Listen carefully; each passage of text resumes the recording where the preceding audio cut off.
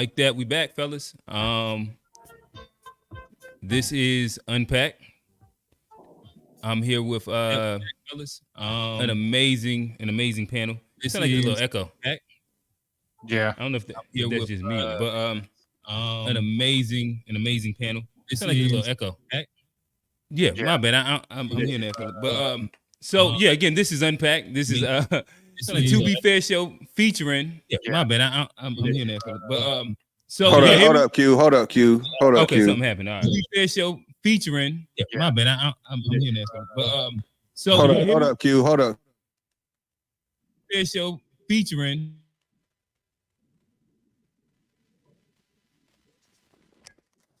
Fair show featuring.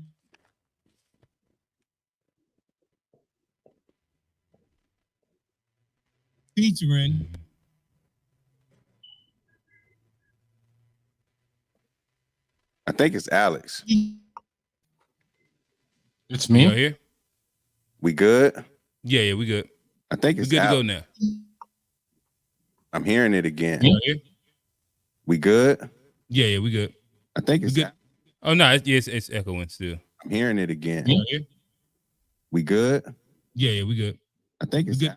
Oh no, it's echoing still. I'm hearing it again. You here? We good? All right. I just muted Alex, and I don't think we hear echoing anymore. Oh, I muted you, Q. I'm muting Q. Q, unmute yourself. Check. All right. All good there. Rail. Say something. You. All good there. Trey, go ahead. Unmute yourself, please. Mic check. All good there. Alex, we about to unmute you. Yeah, what's up? Are we all good? Yeah, I think we so. all good. All right, let's bust it. Pause. All right, we good money? All right, cool. No, did it. All right. Echo's going echo free. This is the To Be Fair show and G Shit podcast collaboration called Unpacked.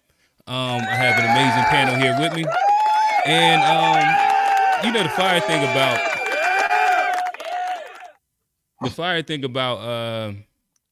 doing shit live is that you do shit live. And you figure it out. And we figuring shit out on the fly. But again, today this is a continuation of the series that we've had. The Divide series. And today we're going to talk on Black culture. What is Black culture? What defines Black culture? Who defines Black culture? But before we dive too deep into the conversation, allow this panel to introduce themselves, starting at the top. G, host of the G Shit podcast. Make sure you follow wherever you enjoy your podcast on any platform at GSHPOD. Hi. Yep. Hey everybody, I'm Alex. Thanks for having me again, G and Q, and looking forward to the discussion. Find me on GitHub. Real, it's on you. What up? Yeah, I'm old head Real from the To Be Fair show. If you watch the show, you already know, kind of, you know what I mean? At the To Be Fair show on all social media platforms. And that's it. FBA's on. What's good? It's Trey. I'm just gonna do my best to be a good advocate for FBA. I know a lot of times we get a bad rap, so I just want to do my best to, be a good representation and explain a lot of the culture we got right here. A salute. Gotcha. So I guess to start out with this conversation, and we'll start with the FBA lens because I believe that that's probably like one of the biggest differentiating factors that's going to come in the conversation. So, G, if I can, I'm going to share a meme or a TikTok, and then I'll let it get y'all response to it.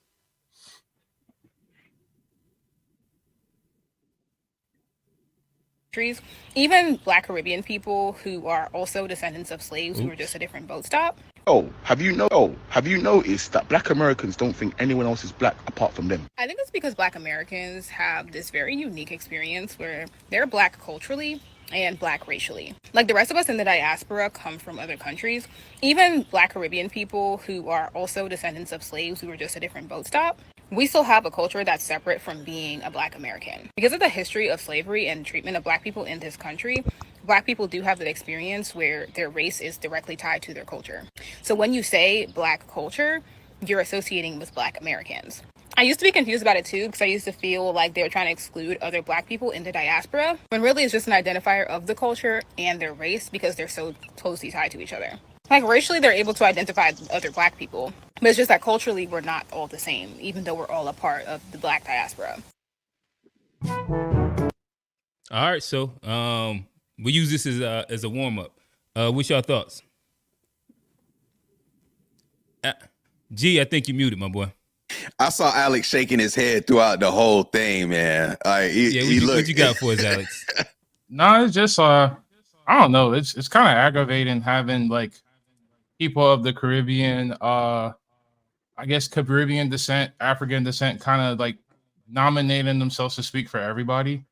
Because what the young lady said was that everybody we don't identify as Black, and that's not true, because like you have like places like Trinidad where like you have a big like Indian population, white population, Black population. We do divide by race. Like I grew up in the Virgin Islands where, I mean, no offense to my Dominican brothers and sisters, but we used to give them hell, for immigrating to the Virgin Islands. So I don't necessarily agree with that sentiment. But yeah, that's all I had to say.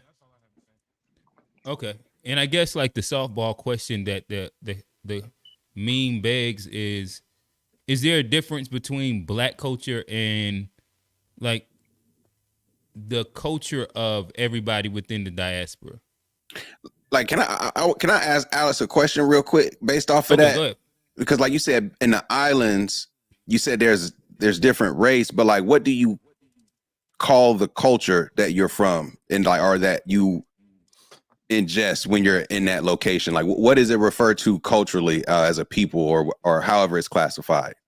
I mean, when you're away from home, you talk about home, but when you're home, like it's kind of like that's just where you are. Kind of like you don't notice you have an accent until you leave from your general area. I think the reason why I say that is like, I was a kid, a military brat, and my dad was stationed on Fort Buchanan, and that's the Caribbean as well, Puerto Rico, by the way. And yeah, like it wasn't very hard for me to walk down the street and then be like, okay, that's a blonde-haired, blue-eyed Puerto Rican, but I'm Black and my friend is Black. That's kind of how it always is. Like look at Haiti. Haiti's a good example. Like it's one island, half of it's Haiti, half of it is the Dominican Republic. And the same thing happens there, like that's kind of like, not to meme my Dominican brothers and sisters, but that's like when they come up here, I know Black, Poppy, I know Black, like that's where it comes from. They even down there, like there is like racial tension and division amongst people who kind of, for the most part, have the same ancestry. But I guess my question is, what do they identify as culturally when they're on that island? Like, what do they self-identify culturally? It really varies. Like there's like a really big Rastafarian movement. They are first and foremost like, Rastafarian. Then you have like regular people like me, like African, Black. That's what we were taught in grade school. Like we were taught that we are pretty much brought to these islands, like, against our will. And we're not Caribbean because that's like an entire Native American tribe. We're not Arawaks. We're not Tainos. Like we're Africans displaced on these islands. So if you ask the most educated Black people in the Caribbean, they will refer to themselves as Africans who just so happen to be on these islands. And our culture is something that we created as a result of being left out of a vacuum where it was kind of taken from us. I think what you just said is exactly how Black culture is formed in America, in that we don't refer to ourselves as Africans who got off a boat here. We're Black.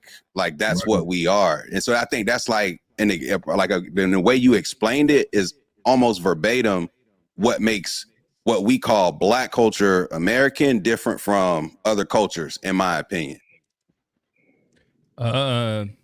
Real. I mean, I guess that's fair. Yeah, no, I think that it was G that the breakdown. Yeah, I can agree with. And what I can say is though, also my wife and her family, they are Eritrean, and my wife was born here, but she was told that like they what I noticed is that they all, if you ask them, they're black, and we she said that pretty much when they were growing up, like when you go to school and they ask exactly what your ethnicity is, like they were told that they were supposed to say that they were black on the forms. But culturally, So do they they look at themselves culturally as black? I think the younger ones do. The younger And so ones for do, them, but there's no their parents. differentiation, and there's no like, well, don't like like a lot of No, you hear. Go ahead. no. I say I had to make it a little bit more evident. I had to make it a little bit more evident in the conversations that I had with them, so that they differentiate. Because like before, like they literally just said they were black, like literally, like they even though that there was a difference, they literally didn't see that there was a difference. I don't know how they Gotcha. kind of, But so for you, to be you honest, I do don't know how believe they that kind of put there's it together. a difference in defining black culture and like culture of all people that are black. For sure, for sure, there kind Okay. of has to be. If we're talking about Black American culture, there has to be. Okay. Trey, I'm gonna throw you the alley oop. Oh, What you yo. got for us? So I'll say I really like how instead of saying the African diaspora, she said the Black diaspora, because that captures a lot of what we talked about last week. Because of course, like I'm tripping. Like Alex said, a lot of the people in the Caribbean who were educated know that a lot of the people from the slave trade, the majority of them went to Brazil and the Caribbean, and like only 4% went to America. So that's why they would have more of an African. And I think the term black was invented in America as part of our caste system over here. So that's why we've kind of embraced that term versus other countries. They embrace more like their nationality, like you're Jamaican or you're Haitian or whatever. You're not like African Jamaican or anything like that. You're not black. Right. You're just Jamaican. So I think black culture is the country that we built over here. So I think, and we also have a sense of togetherness that's also part of black culture. To where like if you're from the West Coast or you're from the East Coast or where it goes, you're still black. Like when I see you in public, we do a head nod if you're the only person that's like in a majority white area or something like that. Because we just have this sense of togetherness because we had to come together and we are all put together under the same system and we've all been brought up that way. So I think there's a lot more tribalism in these other nations where they have their separate sets because they're all black, so they separate in different types of black amongst that. Even in like we mentioned Eritrea and Ethiopia, like there a lot of them have family members on each side of the border, but they look at themselves separately. And if you look in Nigeria, I think there are dozens and dozens of tribes, if not hundreds, and they have like even whole civil wars over there. To where the most we do is like you might have like Crips and Bloods, but if there's a police brutality events, I've seen them tie their flags together and then say we all black type situation. So that just ties into like what black culture is, sense of togetherness, and we don't really have this thing where like I think also with this Pan-Africanism where we kind of have this blanket blackness mindset in America, we kind of assume that in the conception of Pan-Africanism, and then I think we're starting to learn that that's not the mentality across the entire black diaspora. So that's why we kind of like circle our wagons and recognizing our own separate distinct lineage and I guess embracing tribalism the same way as everybody else. Gotcha. All right. So one, I guess this would be a good, and I'll throw to you, Real, before I ask the next question. But so agreement is that black diaspora is the term that we're gonna use. I like that. Everybody cool with that? All right. I feel like it's interchangeable, but yeah. Oh yeah, no, I'm just trying to like with me, I'd be stumbling like, all right, so how much name the group of people that's not FBA at this moment? That's the correct way to say it. And yeah, all right, as long as we have like an agreed word. That's not it because FBAs are part of the black diaspora. So it's not like FBAs and the black diaspora. Like we're all part of the black diaspora. But I was just saying as far as the African. Oh, got you. That's the term. Well, yeah, I guess I kind of include FBA within it. But when we speak about all black, like all the entire black diaspora in general, like that's the term that's easiest. Royal, what you got? Oh yeah, no, I was thinking as I was listening to Trey, and though I do think that there's a difference, I don't necessarily think that it's beneficial unless you're talking about reparations, which I don't really like. I don't really care to talk about much, but we can talk about it. But unless you're talking about reparations, I don't see where the benefit is for to actually separate yourself from the rest of the diaspora. How does it benefit us to be a part of the diaspora? What has the diaspora ever done for FBAs? Well, I mean, what is it that you're looking for? Honestly, I'm. What are you looking for them to do? Well, for instance, we have made a place for them to come, like seek refuge as refugees, or flee, or what have you. Because we had to fight white supremacists because they didn't want to allow anybody to come over here. We also, when the South African No, apartheid, we did a lot of. no, but I said, what are you looking for them to do? I'm saying like reciprocate. By what? What is that? What do you mean?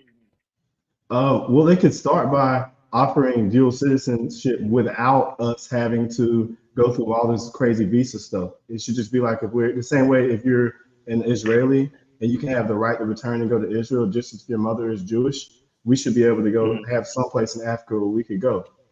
I mean, not that I necessarily want to, don't get me wrong, but it'd be nice to at least have that offer, especially since we have to accept that a lot of the people that came from Africa, it wasn't the white man over there rounding them up. It was Africans selling them to the Europeans over there. So, and also when they come over here and then they get scholarships and set aside, that were set aside for FBAs, that kind of takes away from what we fought for. So not only are they not reciprocating, they're also benefiting while also some of them looking down on us. And I don't think that's Right, that's but it sounds like a bunch of like I understand what you're saying, but so it's saying that you're like to me that sounds like victim stuff. I'm talking about what can they do that'll make us feel better. What is it that they need to do?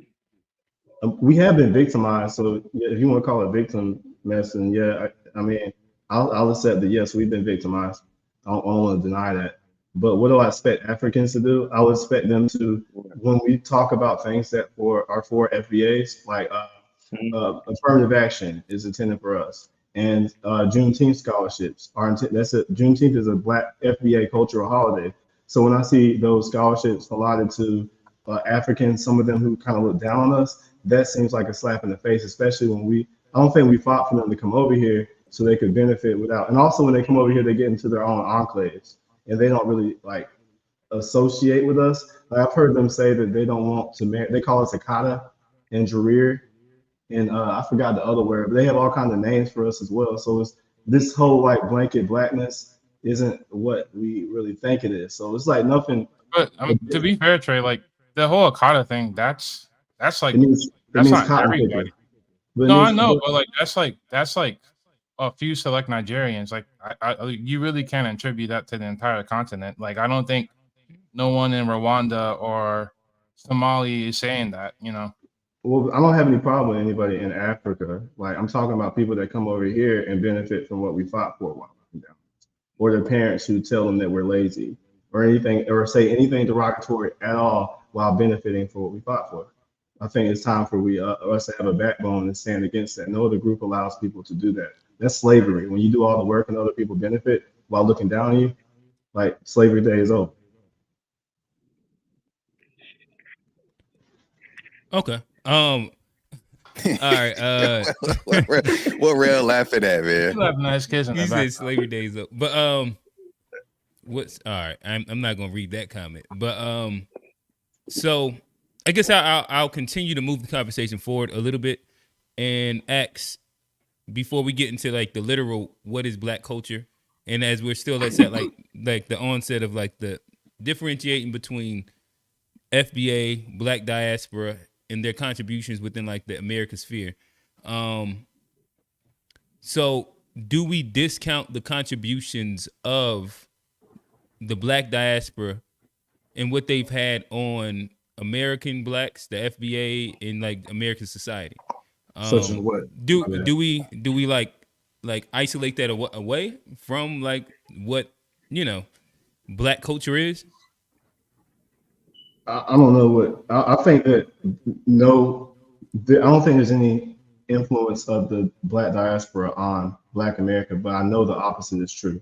Like when you look at the Afro beats, that's a rip off of hip hop. Like it's like they're not wearing dashikis, they're wearing Timbs, and they're dancing to Black music, you know. And then when we're not over here wearing dashikis, we're in our own culture. And it's not just the Africans, then Europeans mimic our culture as well.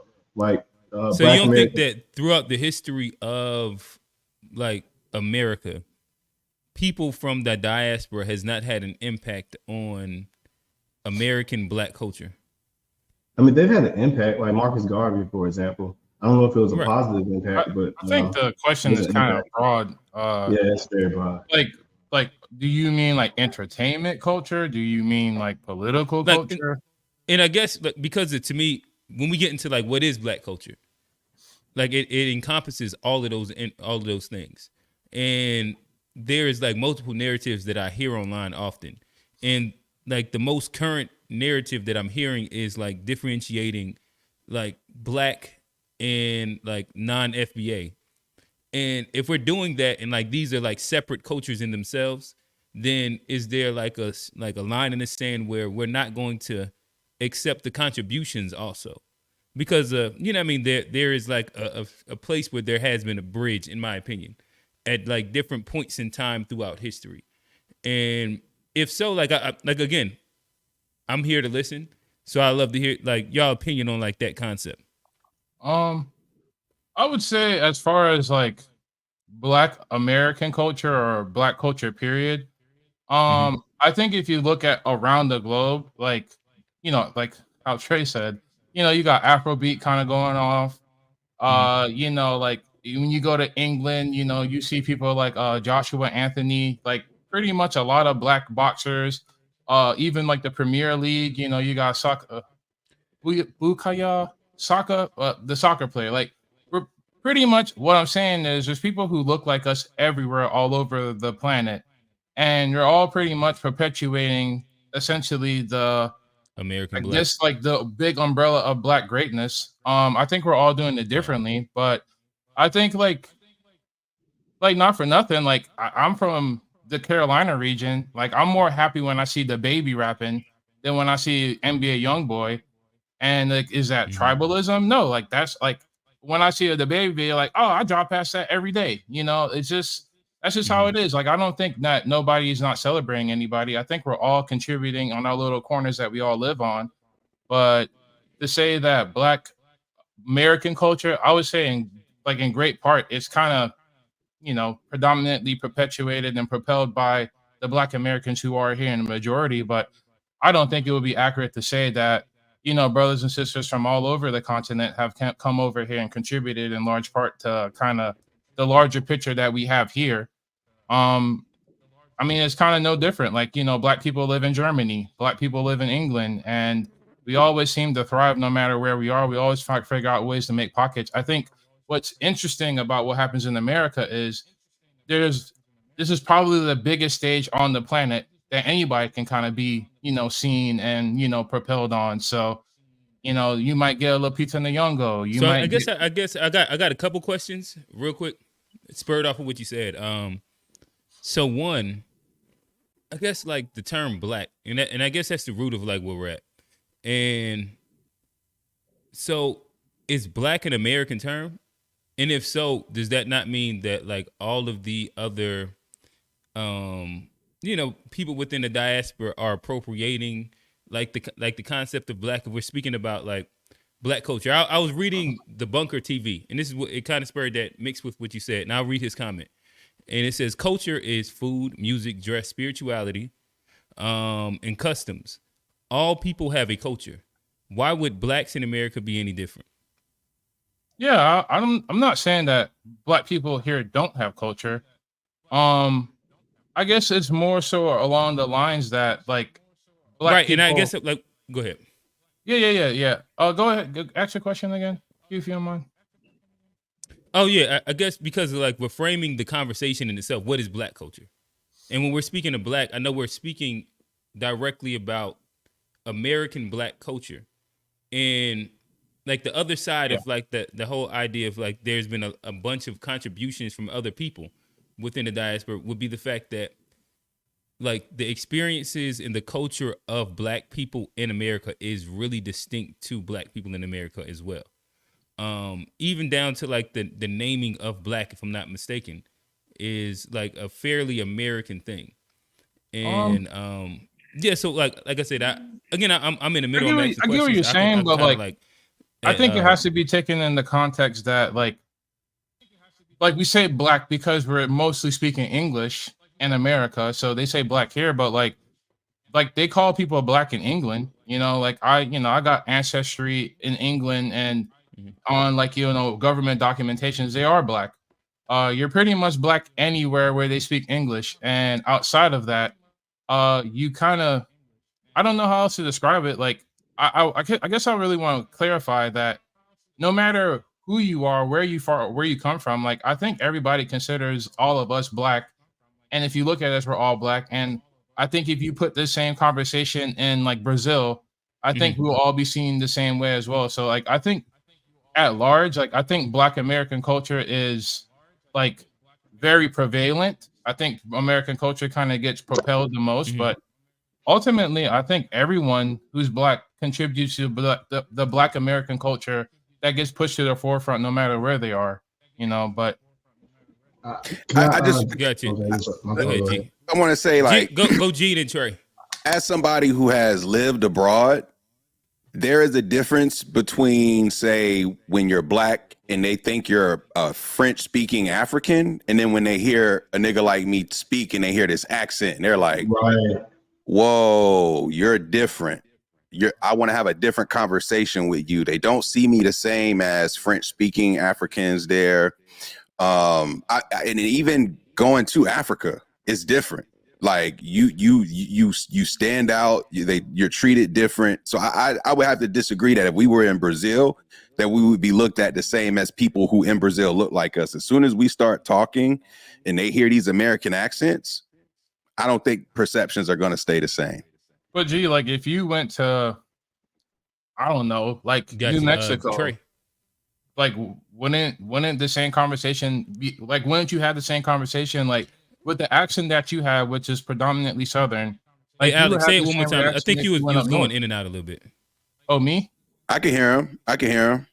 Oh, maybe that's just me then. Okay. Yeah. Like, but what I'm saying is like, for the same accent that you have, if you went to Philly where they like Young Bull this and Joel and John and like all that, and you weren't saying that, people will look at you the same way they'll look at it like, okay, he obviously not from, Norristown. He obviously not from Philly.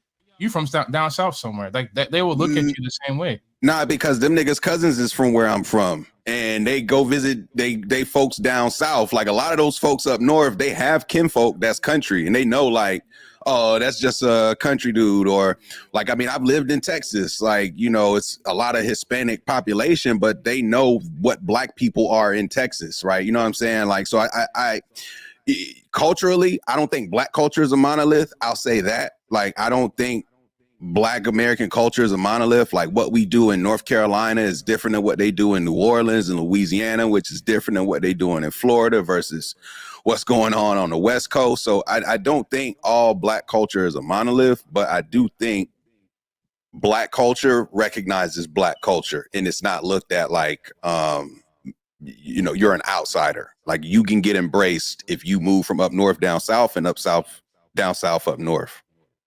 So, hey, fellas, real quick, I'm gonna put 5 minutes on the timer and just wrapping up like this part of the conversation. We'll move more into like defining out Black culture and talking about the good and bad of what is the perceived Black culture. Trey, I know you had something to say. Oh, yeah. He just said what I was about to say. Like, they definitely treat Africans differently than they treat FBAs abroad. I have friends in the military who will tell you that they know for a fact, like in Ukraine, when they were wouldn't let all the Africans get on the boat, because they have more of a different culture of, like, I think everyone knows the FBA's culture of resistance. So they know about Malcolm X and Martin Luther King, Fight the Power, Public Enemy, and everything we did to fight the power. And then they kind of see a lot of like brokenness and servitude in the continent. I hate to say it. So like they treat us differently. You said because that in the continent they're broken. Is that what you said? I mean, they have a lot of like they were crying over the Queen. Like FBAs were not crying when the Queen died. Like nobody was. But I saw people in the Black diaspora crying over the Queen, especially in the Caribbean. Like not everybody, I understand that, Alice, but I definitely saw the video of them crying there. And the only FBA people who think they get confused with FBA, it seems like they're the ones in America, because even in Africa, they can tell you if you're like Houthi or I forgot the other tribes, but they can tell the separate tribes apart because of their phenotypical features. So when the FBA say we can tell ourselves apart, it's really the same difference. So, and I think the reason a lot of them say we don't have a culture is because they have free access to our culture. And then when something is that available, it's hard to really respect it.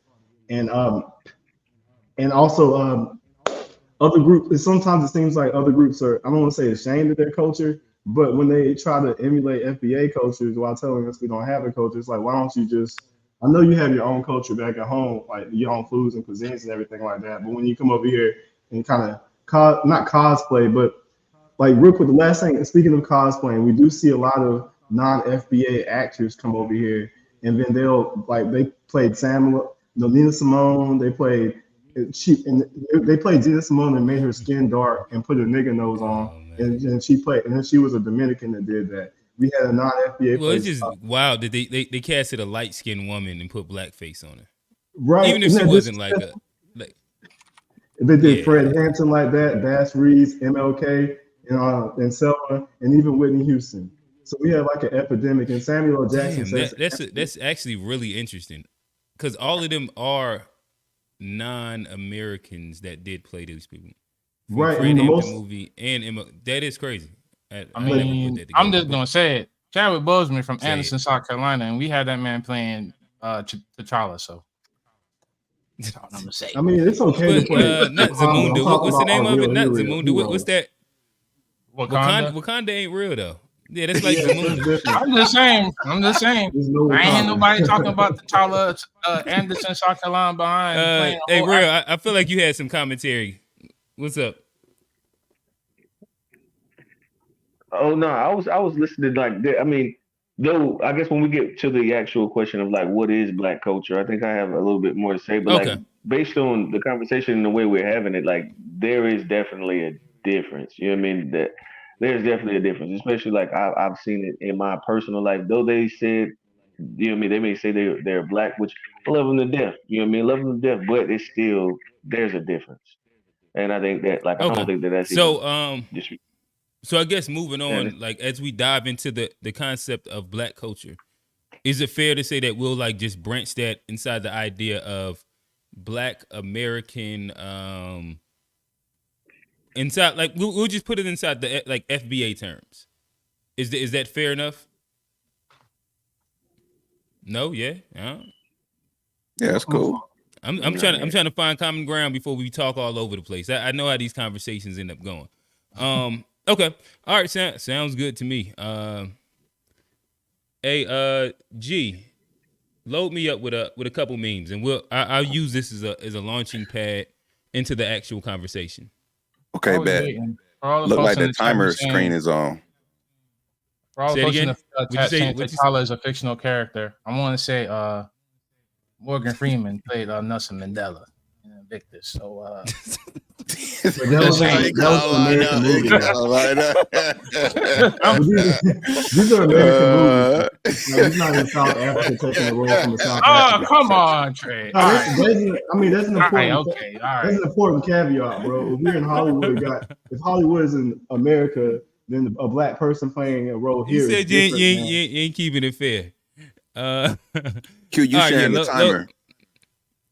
Oh, it is. All right, hold on. Let me. We bite. All right. I was told recently by by another Black individual about the slow change of Black culture, and they basically was like, the Black community and the people, they used to be such a spiritualized group. Like, we loved Jesus, man. We was up and man, we own gospel. And then it slowly started changing, and we began falling away from that. And now the culture has slipped into something That's disgusting. Oh, you're being so anti-black. How is black culture? Blah, blah, blah, blah, blah. Don't even start with me. Just hear me out. We've gotten to where now people are recognizing the quote unquote the black culture as drug, sex, money, baby daddies, baby mamas, this and that. Why is that the way it is? Now there is the flip side of the culture that is still there, that is good. But they said their fear is that the bad side is starting to overturn the good side, and that is affecting us as a whole. So I want there to be self-examination to figure out what is black culture. What is black culture now? What was black culture back then? What do we want black culture to be? That is the question. I got one more for you. All right, this one's not going to feel so good, but bear with me. So my homeboy, black professional, who I highly respect, tells me about a holiday party he hosted. A bunch of black Greek letter organization members, black professionals, and so forth in attendance. Either way, he asked them a question that apparently had the entire party stuck. So the question he asked and he shared with me, the question was a simple one, but one that most people default answer to, but really can't answer. So here it is. The question was, what is black culture? Now, before you automatically respond with, it's our hair, it's the way we talk, it's the way we dress, the way we create art, music, and dance, and so forth, and all of these things, I'm going to ask you a follow-up question. Is black culture merely a symptom of white oppression? I mean, think about it. Soul food, scraps that were given by enslavers on plantations. We made do with what we had and made soul food. The blues, jazz music, hip hop, all bred out of deplorable conditions and outlets for our pain and sorrows that we created music to. I could go on, but I want to know what you think. Am I tripping, or is there something there? Let me know in the comments, but I told you from the beginning, We ain't worried about that one. But so again, fellas, that lends us to the launching pad of what is black culture? How do y'all define it? We can start with G, and we can just kind of go around. Man, it's like I said, it's I think black culture originates in America first and foremost, right? How it originates, it, regionally speaking, it has an impact. Like, so if you grew up in New York versus growing up in Chicago versus growing up in LA or Houston or North Carolina, like culturally speaking, it's not going to be the same experience. That said, though, when you are here in America, I think black culture is defined as the norms that tend to cross, like, no matter where you're from. So whether that be like the style, the language, the food, like we said, the values, even though culturally speaking, we might show up differently, a lot of those values I think are the same across black culture. Like, we ain't over here arguing over jollof rice. You feel me? Like, right. That's not a black culture thing, for example, but black folks will argue about, like, potato salad? how you put the egg in your mac and cheese. Like, you know what I'm saying? Like, there are certain things that black folks will argue about because they do things differently, but a lot of the stuff isn't. So I would just say anything that's normative, formed here in the black experience, that's been made normative in any of those different verticals. Gotcha. So quick little sidebar. I'll say we got 30. No, we got over 40, almost 50 in the chat. We will be having last 30 minutes live call in. Make sure y'all stay. We'll put the link in there. We love to hear what y'all perspective is on what is black culture. But yeah, run it up in the chat too. Again, this is not a free show, so we love the super chats, whatever y'all want to kind of give and donate to the cause of having these, intellectual conversations amongst black men that shows that the diaspora and just the FBA is not a monolith. Alex. I think Oh yeah, Rail had a question. Rail had something? Okay. Yeah. Yeah, I was just gonna ask a question. So are we gonna talk about like the actual what the culture looks like, or what it actually reveals itself as, or are we trying to talk about like we gonna get into it all. Culture is. Oh, okay. No, so right now I'm asking literally what is black culture today in America? Okay. I don't know if G answered that question all the way. Maybe he feels like he did. I didn't really get what he felt today's culture, what it looks like. Yeah, I guess it's different ways to like. I'm defining what black culture is in terms of not what it looks like, but what it encompasses. It's like the things that we relate to across, whether it be food, music, language, clothes, fashion, like all these different things go into culture, right? So it's kind of tough to say it's like one or two things, but I think like regardless of where you're from, when you are black in America, culturally speaking, you're going to be able to pick up and keep it moving because culturally speaking, we have certain things in common. Yeah, for sure. Rail, what do you think black culture is and what it look like? What it look like me? Okay, so let me answer the question. I agree with what G said. Like as far as the culture is going to be the dress. It's going to be I think also the language we use, like what do you call it? Slang. What do you call it? The slang terms that we use. All of these are part of black culture. The fashion. Let me think. Yeah, food, fashion, our arts. I think that I agree with what G said. Yeah, it's pretty much like you say, it's a universal language that we all understand. Whether you're from here or there, it's like you still kind of. It's a I don't know. That's what I have to say on it. It's not like go ahead. Yeah, you can go to the next person on it. Gotcha. Alex, what is black culture to you, and how does it manifest itself? Black culture to me is I'm just gonna take what Google said because they're pretty on point.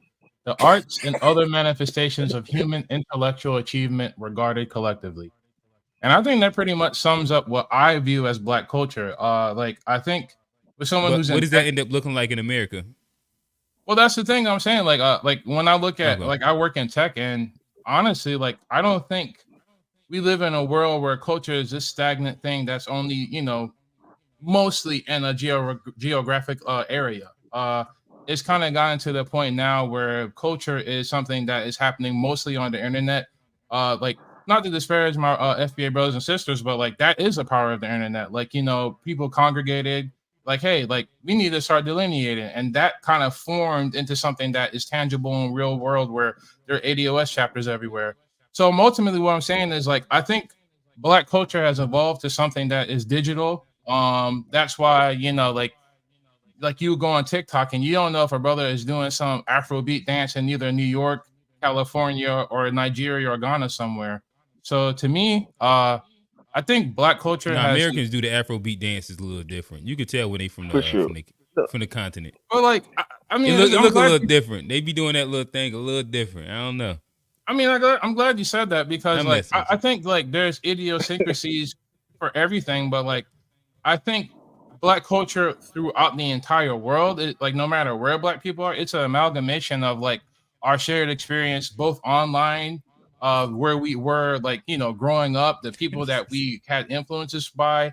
And the reason why I say that, like I think oftentimes people kind of bring up soul food, but like we got soul food in the islands. We got soul food pretty much everywhere. And the reason why I'm saying that is like, I'm not taking that away from anybody up here, but like, it is different though, right? Yeah, what kind of soul food you got in the Because that's like rice and peas and like that's what I'm saying. Like, yeah. No. Like that's what I'm saying. Like the plantains ain't soul food. No, like not like I'm not Can't make talking no plantain pudding. We want that banana pudding. You know what I'm saying? Like that is breakfast food. That everything you said is breakfast food. Like fried chicken, collard greens, macaroni. all that He stuff. said Like plantain No pudding, plantain pudding though. that's Banana breakfast. pudding. Like That's breakfast. That is all breakfast. Like banana pudding is breakfast? more like dessert. That's not Yeah, soul what we talking food. about? See, like Come that, on, man. that's No, the like, difference but in culture right there. Like when, like, for instance, right, when you go to like Nana Morrison up the street, like that's no different from the food that my mom and dad would take me to go get after Sunday dinner when I was a little kid in St. Thomas. It's no different from the food that my mom grew up in Jamaica. Like that's what I'm saying. Like at least within the North American. You said it's no different. What do you mean by that? Like it's really no Like different. because it's like really, really different though, right? Not really. Like that's what I'm saying, man. Like, I kind of explain. So like when you went and got that plate from like the spot up in St. Thomas, what was on that plate? I'm telling you, you had fried chicken, Okay, macaroni and cheese, sweet potatoes. We call them yams down there. Sweet potatoes and yams are not the same. Let's be clear. The two completely different. You can do collard greens, cabbage. my brother, purple yams cabbage. and sweet potatoes are not the same. They just not. They're not. All right, Well, it's okay. You just do the own, It's a own fact. separate That's a thing, bro. scientific fact. Sweet potatoes, actually, shout out North Carolina, the world's home to the most sweet potatoes produced in the world. Like yams are African actually and Caribbean. Like yams don't grow over here. Sweet potatoes do. So that is I got sweet potatoes in the kitchen. I ain't got yams in there. I mean, it's the same. It's the same thing. You just call different things. But no, they're not, bro. They're not the yes, same. they are. Okay, I'm trying to help you. They're not the same plant. They're not the same vegetable. They're completely two different things. I know, a yam is like, a yam. Sweet potato is a sweet potato. all right. We don't make yam pie. Oh my gosh.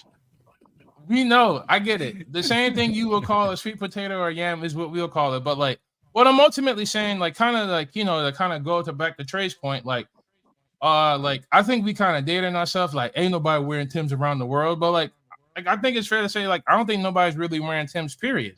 Jordan. And, all right. I kind of give you that one, but like, what I'm trying to get at is like a lot of like the fashion influences that we kind of are referring to is happening kind of mostly up north in New York, with like all these dudes like wearing bell bottoms and big old sneakers and all this shit. We'll get to that part of it. Like what I'm ultimately saying is like New you York see is not all them running brothers and culture. sisters up there. A lot of them are African. A lot of them are Caribbean descent. Like I think it needs to be said, like the mecca of Black culture for me. Like if you're thinking about like the wide world stage from the 90s, a lot of it happened up in New York, and a lot of it is kind of no more though. I don't know about that one. Like the Breakfast Club, Hot 97. Like anytime a Black politician wants to talk to someone who's not a pastor, that's pretty much where they're going. So, Wait, that's just because that's again, media outlet. If you're saying that and we're kind of going off in tangent, but Breakfast Club's relevancy when it comes down to the pulse of the culture is not 2015-16 anymore. Like they kind of almost are a mouthpiece for the Democratic party in general, and that's who they'll run that through it, and like they'll run like I don't know, like they're almost like for the 40 and up now. Like they've definitely changed when it comes down to like their impact on culture. When was the last time you seen the hottest artist come up to the Breakfast Club? You don't. You just see like Gerard. I mean, Cardi B was there the other day, you know, and Ashley Larry or some shit like that. Like they're not them anymore. Like Charlamagne's a clown, bro. Like New York doesn't like in all honesty, like the podcast sphere has taken over what used to be the radio run. For sure. I think that's fair. I guess like what I'm ultimately saying is it's like for me, when I think of New York, I think of my grandpa, my grandma, my aunties, and my uncles, like predominantly Jamaican people, and like that's why when you go up New York, like you hear all these really thick Jamaican accents, and nothing really else. Even like Carson Act, he's a good example. Never mind, I'll wait.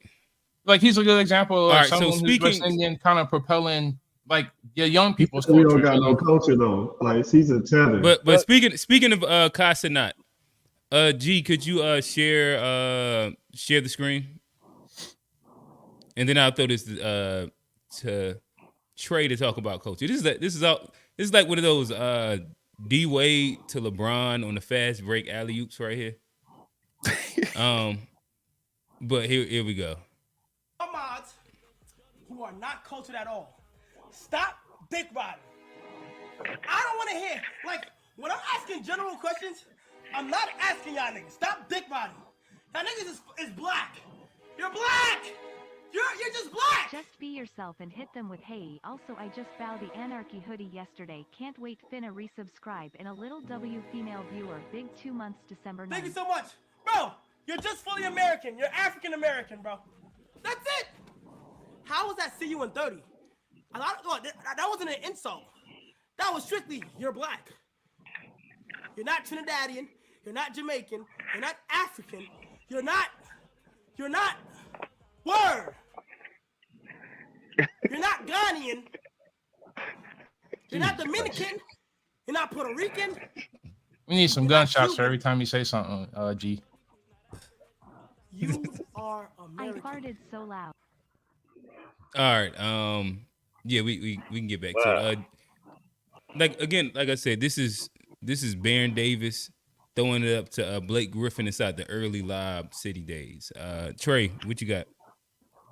Well, you set that up, man. Man, the crazy part is black culture. Oh, what is black culture? It's what this guy over here is cosplaying while he's talking trash. It's the resistance that built a place for him to come to. You know, it's our celebrations, our inventions, our ingenuity, our music, our style. You know, being comfortable in our own skin and not, you know, like saying like other things are like us. Or like trying, you know, we're just proud of where we are and where we're from. It's all of that together, the amalgamation of like 400 years of resistance against the enemy that we've been fighting since Plymouth Island. You know, so yeah, it's just too much. Like I think a lot of the negativity that we see in our culture today is by design. Like you see where rappers say that they were approached and told to say negative things and be negative, and then also like how they get Sexy Red, who, you know, they try to make her the face of degeneracy by making her, by paying her to say they're putting all this money behind her. You got your Lizzos. So when we have people like that are paid like by outsiders, I think it's tough to really label that black culture because it's not authentic. It's tampered with, you know. Oh, you're saying that Cardi B is not black culture? Right. Just like Tyson, that Cardi B, Nicki Minaj, Uncle Luke, Lil Kim, Foxy Brown, all of them are tethers, and and then all of them are degenerate. So I think a lot of the degeneracy, if you take away a lot of that, don't forget Jay-Z. What about Meg Thee Stallion? Jamaican. Who is Jay-Z? My bad. I don't know. Did he say Jay-Z? Yeah, Jay-Z's Jamaican. He's Dominican? Jamaican. I never heard Jay-Z was Jamaican, bro. I mean, if you don't lump all everybody like who's of West Indian descent as degenerate, you gotta put all of them in there, man. But Jay-Z, I've never heard. Don't forget Biggie. I have a question, Trey. What's up? So is it that we're going to say pretty much anything, pretty much the negatives of quote unquote black culture we're going to say that these things are outside, since they come from outside of the community, they are not a part of the real culture? Is that what we're saying? Or is that what you're saying? That's definitely what I'm saying. You can't come from as an outsider and then say I'm black and then this is black culture, and as a black person I'm saying that's my culture. That doesn't mean it's my culture. You know, that's not, because the only reason they're able to get away with that is because we have the same skin complexion and people adopt this mentality of blanket blackness, and in which the service was a service. The black people that actually do the same things that the people that you're talking about doing, are they a part of black? So let's say is the baby, I don't know that he has any type of, or NBA YoungBoy or any of these like guys. So like I don't think that we can push away the negative and say, oh, it's these people, these tethers are the ones that's making, and the white folk is the ones that's making the black culture look bad, and then everything. Yeah, I don't think that's Sexy Red straight out of Memphis. That doesn't make sense to me. Meg Thee Stallion from Houston, I think. Right, and I'm not saying all of them. I'm not saying all of the things in the black community are due to foreigners. I'm not saying that at all. But I do think when you give Meg Thee Stallion the key to the city for twerking, and they give her like the Planned Parenthood award or whatever, abortion or whatever that is. That's crazy.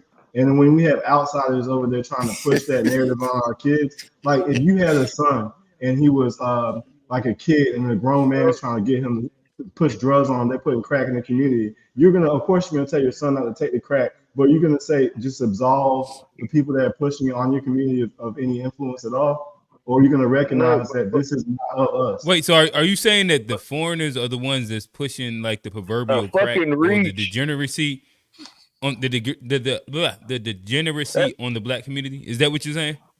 I'm saying that a lot of them are being used for that. Like Cardi B. You said a lot of them are used to that? I'm saying a lot of them are I'm trying to clarify. Well, a lot of them are used for that. Like when you have a Cardi B, when she's impersonating a black woman, she'll be as ghetto as possible. But when she goes to a Latin Music Award, she turns all of that off. It's because she doesn't respect our culture. And we have people like the Shade Room who are all Africans, and then they racially showcase the most degenerate black behavior, and it's purely toxic. But they don't say anything about all the things going on in their homeland, which is can't hold a candle to FBA. That's why that's when I see a problem with it. Gotcha. All right. So real quick, I want to make sure that they kind of redirect the conversation a little bit, because I tried to get like that part of it out early. So like right now, let's try and like be very specific to like the FBA version of black culture. And what we think that is, and like if we have critiques or praise of it, let's be specific to that. Because again, I think that where you're at in the conversation probably is like an hour conversation in itself of back and forth. But let's stay to what you think black culture is in general. We'll probably do like another 3 minutes, and then we'll throw into like the next topic and kind of move the conversation forward a little bit. Yeah, G. Not G, Trey. I know I kind of cut you off. Real quick, like family reunions, Juneteenth, step-in, spades, Memorial Day, black churches, like barbecue, is everything. All of our inventions, like elevator doors, home security, light bulbs, like all of the funk, jazz, blues, rock and roll, everything we invented. Like I think that's black culture. This degeneracy, I think all culture has the degeneracy, and if we're talking degeneracy, black culture is the least degenerate culture in the globe. Because if you look over in like in India, where they're putting their faces in doo-doo pies, and like I'm not knocking, not everybody. But I'm saying I've seen videos. I'm sorry. I'm getting out of pocket. I've seen videos of things that they do overseas, like different type of weird meat set. My bad. I'm triggered by what's that politician that was running that was talking real down FBA culture, the Republican that just got put out the race. Like he was really railing on FBA talking about Vivek Ramaswamy. Vivek, right. So they went on the road like talking about like saying his cousins in India, and they were talking about all the weird stuff going on over there. And then when you look in Asia and all the stuff that they eat is kind of weird, different culture, even like you said they back when they went chocolate pie. when they were like in China, when they had the one-child policy, so they had rampant infanticide. And then when you have in Africa with the civil wars and everything, and then you have in Europe where they had Trey. Let's stay focused. We're gonna stay focused on FBA, right? Let's focus in real quick. So I'll ask. Gotcha. And I want to piggyback my next question off of where you were at, and I'll ask this. So as you said, whether it's blacks, whites, Hispanics, Italians, Anglo-Saxons, whatever you want to say, poor and working class, any of them tend to exhibit a lot of the same behaviors. If you listen to Time and Soul, he'll speak about like the European cracker and how a lot of their like original like traditions and culture ended up being adopted by like quote unquote like slave culture XYZ. And that's like it's an indicative thing of economic and socioeconomic status. So I'll ask this question to y'all. Do we blame blacks for like is there an issue with black culture, or is it that we blame black culture on low socioeconomic like culture in general, where blacks end up being the scapegoat of low socioeconomic culture? Whoever want to answer this, or I can throw It it to sounded like somebody. Rel about to say something. Yeah, what I was gonna say is that I actually listened to Thomas So as I was, kind of thinking about the question. What he was doing is he was saying that like the black ghetto, quote unquote ghetto mindset is pretty much the same as the white redneck culture. Redneck, yeah, redneck. Yeah. So, and the thing is that I'd say, and my bad, ask that your actual question one more time. That little point right there kind of stood out to me when you said that.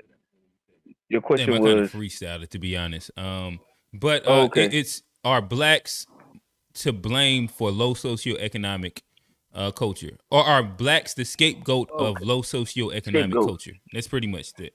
Yeah.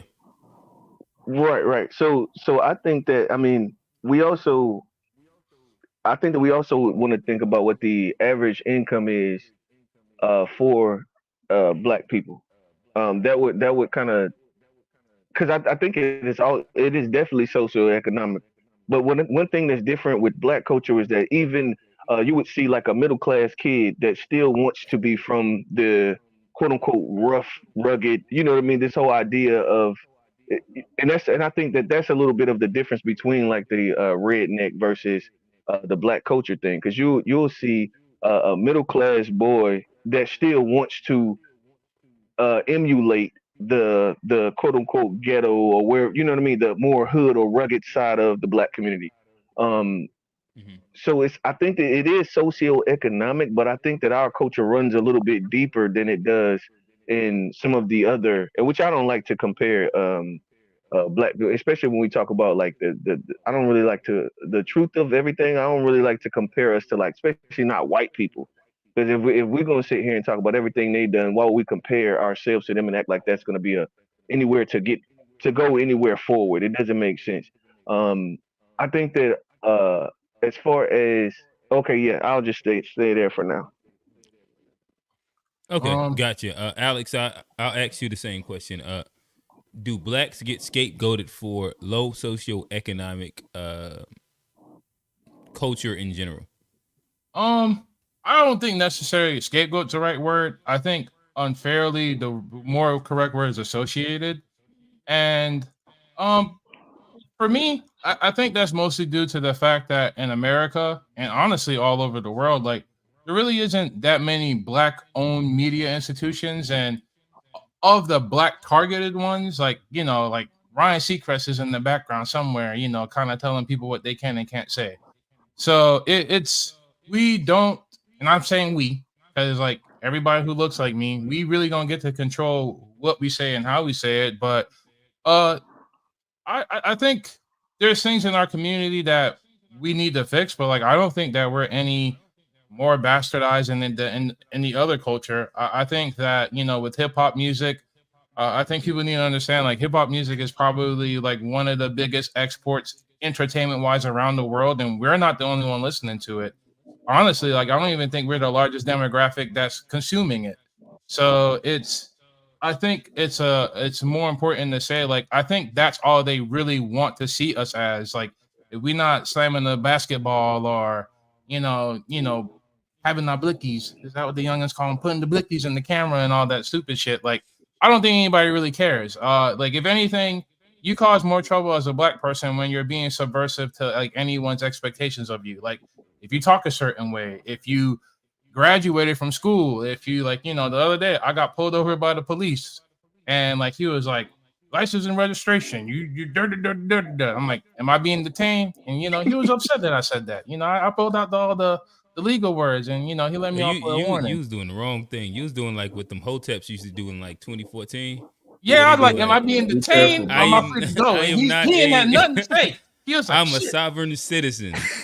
Boy, if He you put don't, on the whole fucking like ticket. He like, Take boy, your if your sovereign shit ass is to jail. clean, stay Yeah. out the way, boy. but yeah, like it's That shit just is one for of those. it's just one of those things. Like, Yeah. I know everybody like to rag on Sexy Red, but like, I think Sexy Red is more prevalent to us because we're black and we hear it all the time. But like, what's the difference between Sexy Red and Courtney Love back in the 90s or any raggedy person who wasn't black? Like, I think what we're associating more so with black culture is more so young culture. And I think it's unfair that hip hop is an all encompassing thing of the black community, but like, hip hop is a young person thing, like all of us on this panel, like I think we're 30 and above. And like, I don't think that like when we think about like I'm about to go out tonight and like we're going to the what is it, like the Laugh Factory in Charlotte, or we going to the Erykah Badu concert, or Raphael I'd be Sadiq lit came to at the town and Erykah we Badu want to hear him sing no something. lies. Like I think we need to do a better job of showing like, hey man, Kai Cenat and Sexy Red and Sukiyana and all the like, that's what them young folks like. And like I think it's fair to say like, hey, like young people are always gonna like, degenerate stuff. That's a part of growing up, But that's all I got. Yeah. So in general, you would say yes, that they kind of get He said looped no. in with just like general low socioeconomic shit. Trey, I don't think we haven't heard from you yet. Yeah, Trey. Oh no, I agree with surprisingly, yeah, I agree with everyone saying it is based on socioeconomic behavior. Anywhere you'll find poverty, you'll find an elevated crime rate. Anywhere across the globe, any nation, anywhere like that. And then I also don't want to rag on Sexy Red too bad because I know that she's being like they're putting money behind her. My only concern with her is like I don't like when our women are kind of like the face of the degeneracy and they like roll her out to like push the envelope more. And I don't like how like when I see it kind of pushed on the kids and then for young girls thinking that is acceptable. That can, yeah. But then you'll see a group of white girls. It's catchy.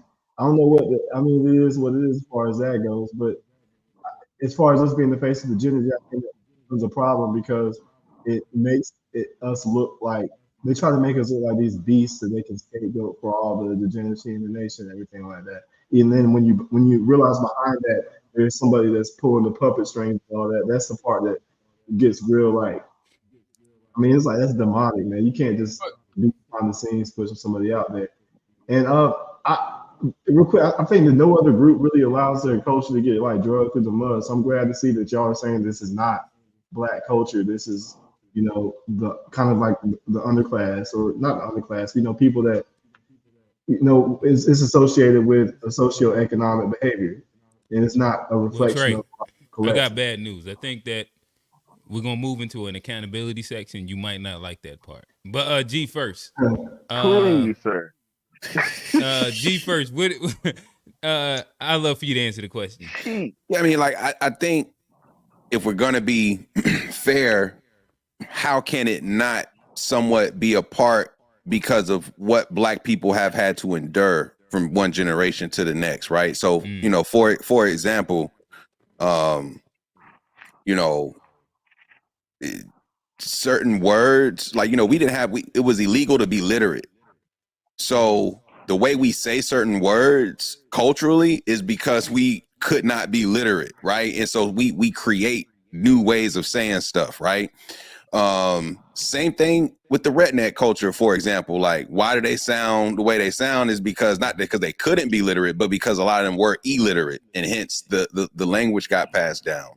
We couldn't be educated. We couldn't do a lot of stuff. And so our normal life until recently wasn't this accepting where you're going to get an education. We're going to make sure you have resources and all this stuff. So I think a lot of our culture is a reflection of taking lemons and making lemonade, taking intestines and cooking up them chitlins, taking something that, the rose that grew from concrete for lack of better words, like that it to me is black culture. It is somewhat shaped by the black struggle in America. And, I don't know. And, I wouldn't say it's just a socioeconomic thing, but because of the caste system, it's kind of hard to not say that doesn't have a huge impact on what we identify with culturally. Gotcha. I got one thing I wanted to add real quick. I think one sentiment that G and Trey kind of said, like, maybe I'm wrong, but it sounds like this is just my perspective, but like, why do we feel we have to clean house in order to like, I don't know, clean house period? Like, man, there goes Sexy Red again. Like, ah, man, there go Kodak Black doing Kodak Black shit again. Like, why do we always feel this urge that we have to clean house or like we gotta straighten up things? No, I like It's like, Sexy Red. Young lady is doing her thing. but I mean, not necessarily like that you said that, but like what, like I guess like what I'm ultimately saying, like if we go all the way back to like in time, like where black people were wearing suits and like they didn't leave the house unless they was in their Sunday's best, like they was still getting dog sick on them, like they was still getting like, for instance, like my dad, he went to high school in Brooklyn and they were throwing bricks at his bus because they wanted to integrate him into the school. Like I don't think there's any benefit to us like cleaning up the house or like feeling that we have to do some performative, like, all right, y'all, let's stop being degenerates. Like, I don't, if we're being the most ideal minority or being like what they think of us as this most stereotypical way, I don't think it serves us either way on any front. Man, it's not that. It's just that I like us to have some dignity and pride. When I see the old pictures of the generation before us when they were dressed in like the women were dressed like elegantly, and they had the debutante balls, and like everyone was striving to be like this. They moved in such an elegant manner. And then when I see that the people that are the most degenerate are basically like impoverished minorities who are dancing for paymasters that don't look like us, then I see a problem with it. It's not like I want to just do good for white people. I just want to see us. I think our natural form is not like degeneracy. And also when I see like little kids dancing and stuff like that, that's when it's like I don't want the next generation of guys to be following after a lot of this other stuff. I don't want our young ladies to be thinking a lot of this stuff is cool, like twerking in front of a Plan B store or whatever, and Planned Parenthood. Yeah. And I guess I got a quick meme that kind of applies to where we're at in the conversation. I'd love to get your reaction to it, and then we can kind of move the conversation a little bit further. Or better yet, I'll use this as a launch for the next one. And I'll go ahead and play it. G, if you can pull it up, it's really quickly. Really quick. I don't know if I'm the first person on the internet, whatever. It's probably people are saying this, but this needs to be said. We have to separate black culture from hood culture. Mm-hmm. They are not the same thing. When somebody's sagging their pants and talking in an ignorant way, I don't say that that's black culture. That's hood culture. That is not being black. Hey, Dad. All right, so I'll throw this question out to the panel that kind of piggybacks off that a little bit in the space that we're at. Do you think that there is a value issue within black culture? Absolutely. Yes. Anybody else? Value culture, I mean value issue compared to who?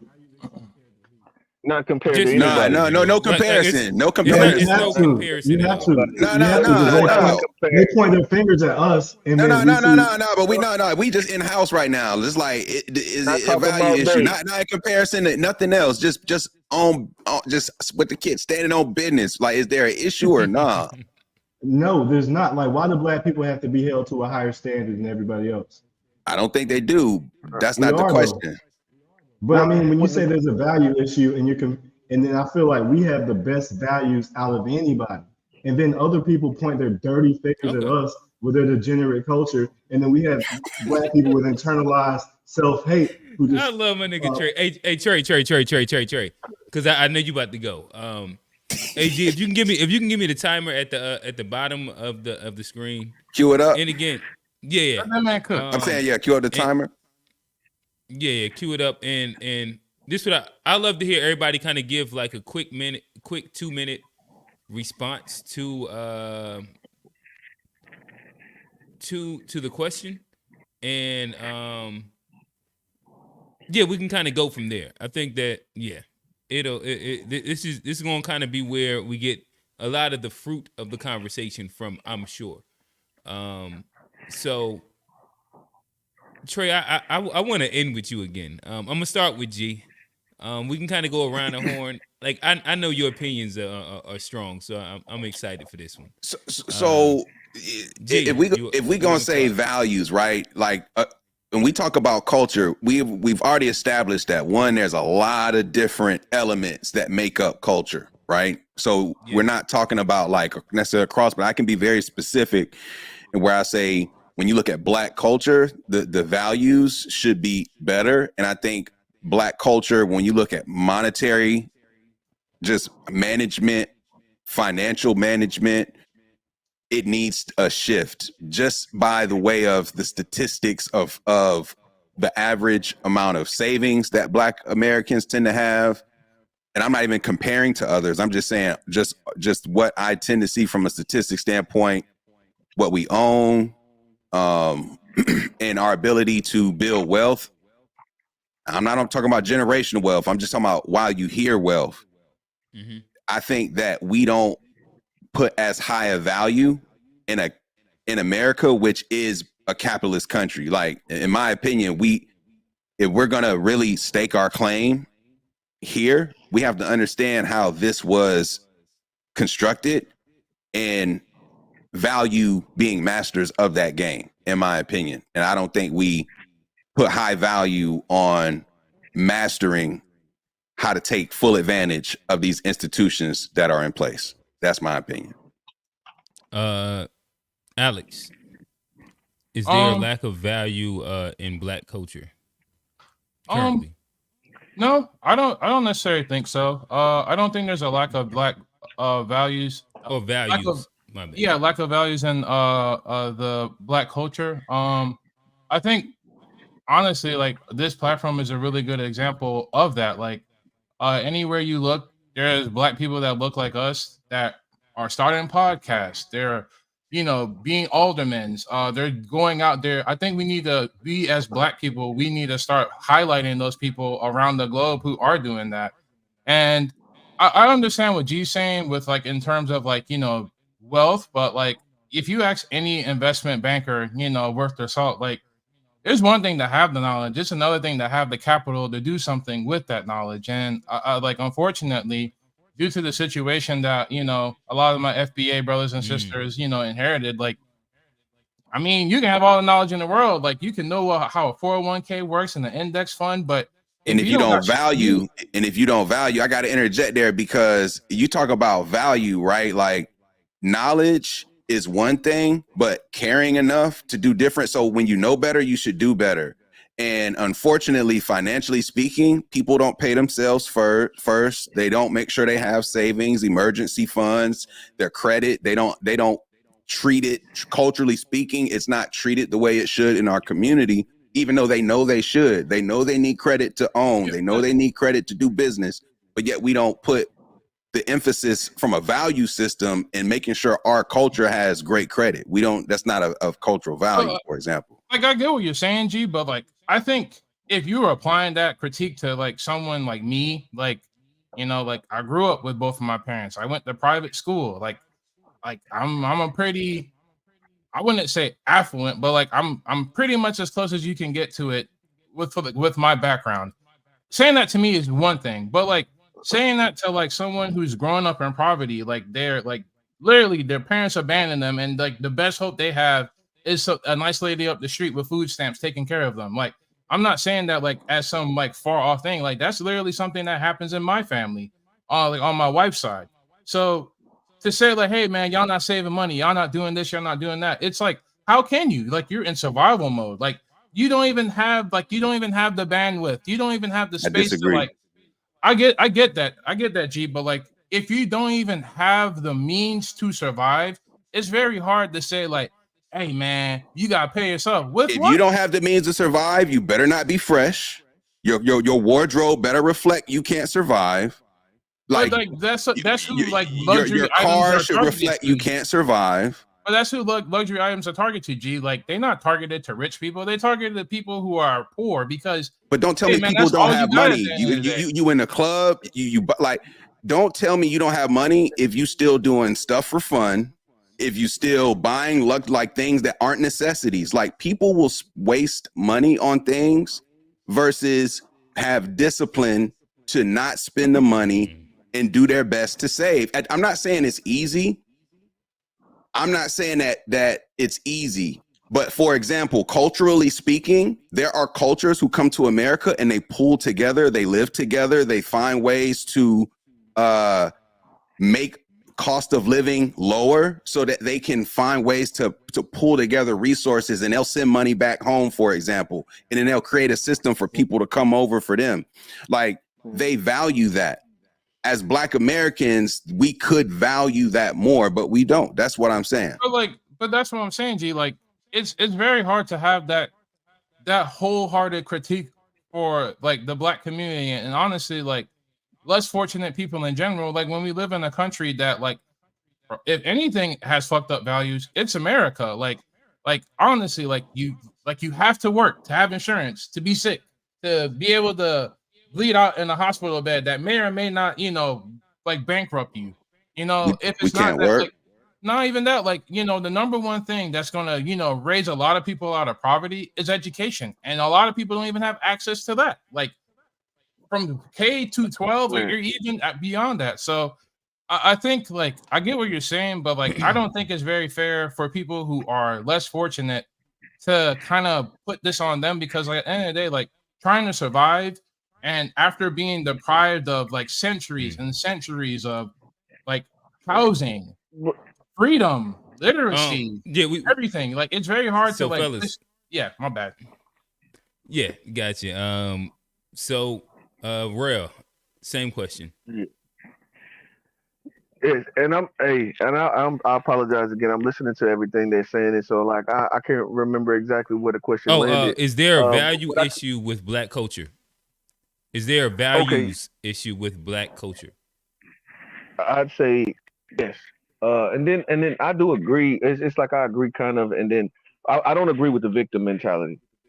So like I understand, Alex, especially you not necessarily being, you know what I mean, from like and I'm not trying to exclude you in any way from the conversation, but with it's I find that a lot of people that like are more in adopting the Black plight, like they're a lot more lenient, I believe, because it's hard to like really, you know what I mean, hold accountable when you're not necessarily from that actual, you know what I mean, that plane of things. So what I would say is that the accountability, we definitely have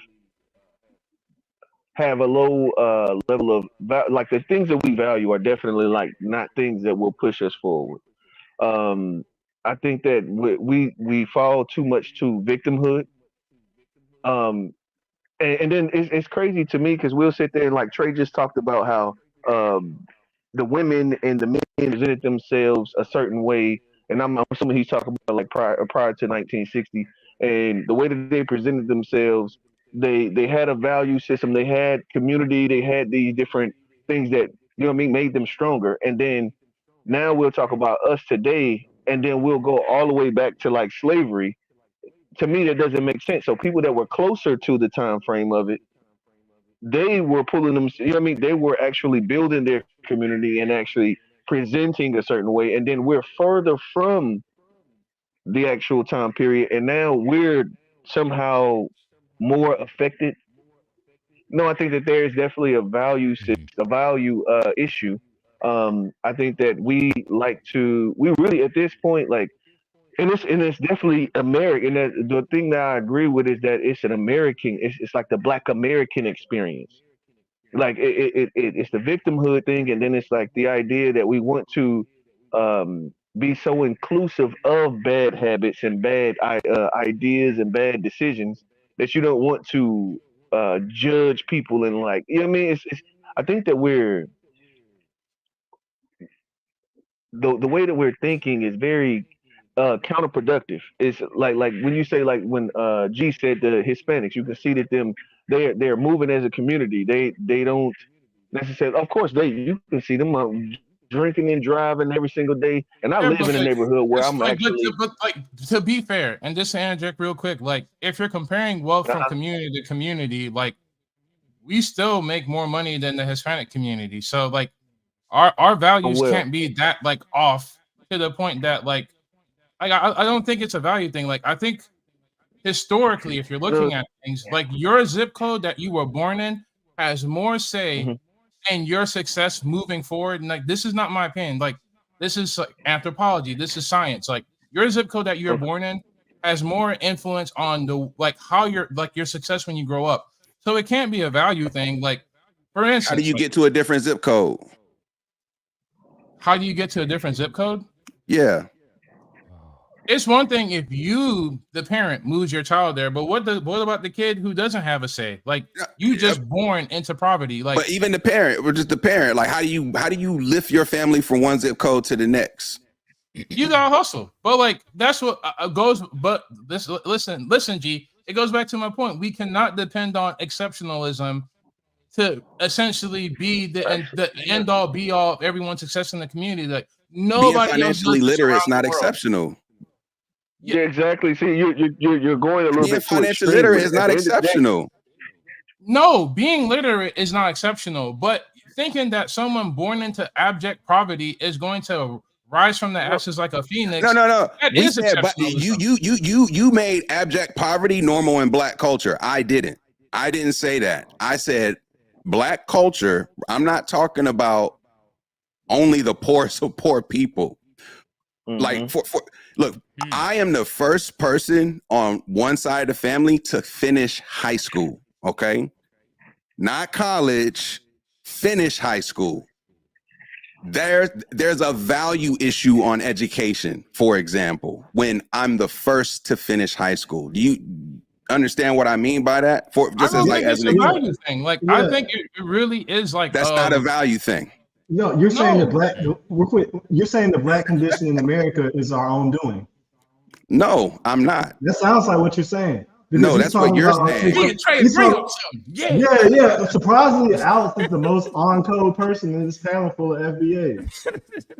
Look at that. I don't care about you and Trey agree on something. I know you don't care about no code. You just said you got finished listening to Tommy Soul. He's the well-known coon.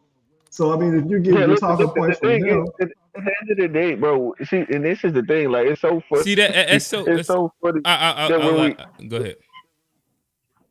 It's so funny that when we. Oh, Trey, go ahead. My bad. Go ahead. Oh no, that was me. I was saying, go ahead. Oh, I thought you. Okay. What I'm saying is that, like, bro, and this is my only thing. Like, because you get criticism. And this is one of the things that I actually feel that shows so much of the fact that our value system is to the detriment, is that because you get criticism, then all of a sudden now somebody got to be a part of a coon society, and a nigga got to be all kind of different things. At the end of the day, like if you eliminate the comparisons from other communities and we sit here and just talk about what we're doing and what we can do better and what it will take to do better. At the end of the day, if you keep on trying to make people feel good about the fact that, oh yeah, well then let's blame the white man and let's wait on the white man to give us reparations so that we can then do better. Like, bro, this is not at the end of the day, that is not what it's gonna. Go ahead. Like, bro, just like a real quick question, bro. Do you know anybody like right now that will give you a small loan of $1 million? Like just anyone? A fucking small loan? No. That's not a small loan. That's the point I'm making. That's an oxymoron. A small loan of $1 million? Like I don't even understand what that means. That's what I'm saying. Like, you're using like a very high outlier small situation. Loan of $1 million, my nigga. That's what I'm saying. That's not uncommon. Anytime you talk about extremes, it's like counterproductive. All right, so hold on. So really quick, just I guess if we're gonna kind of like I'm gonna try and bring it back to a central point, or maybe not, because I disagree with the small loan thing. So do y'all think that 95% of Americans at whole can give a small loan of $1 million? Hell no. This is not a race thing. This is not an anything thing. Do you think that 95% of Americans in general can give a but I think $1 million 95% of the loan? people who but I think 95% of the people who can are white, if not 99 to 100% of the ones who can Right, are but white. but all right. So again, now like now and again, we're really, because I said 95, but it's really only 1%.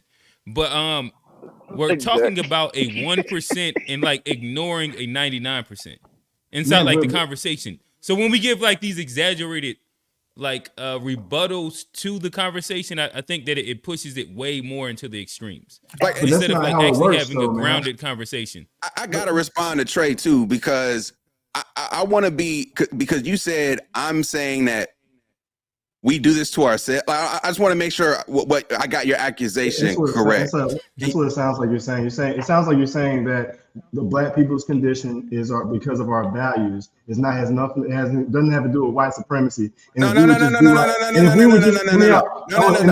we would just do like other races, then we would be able to lift ourselves up. I'm not comparing to other races. Y'all are comparing to other races.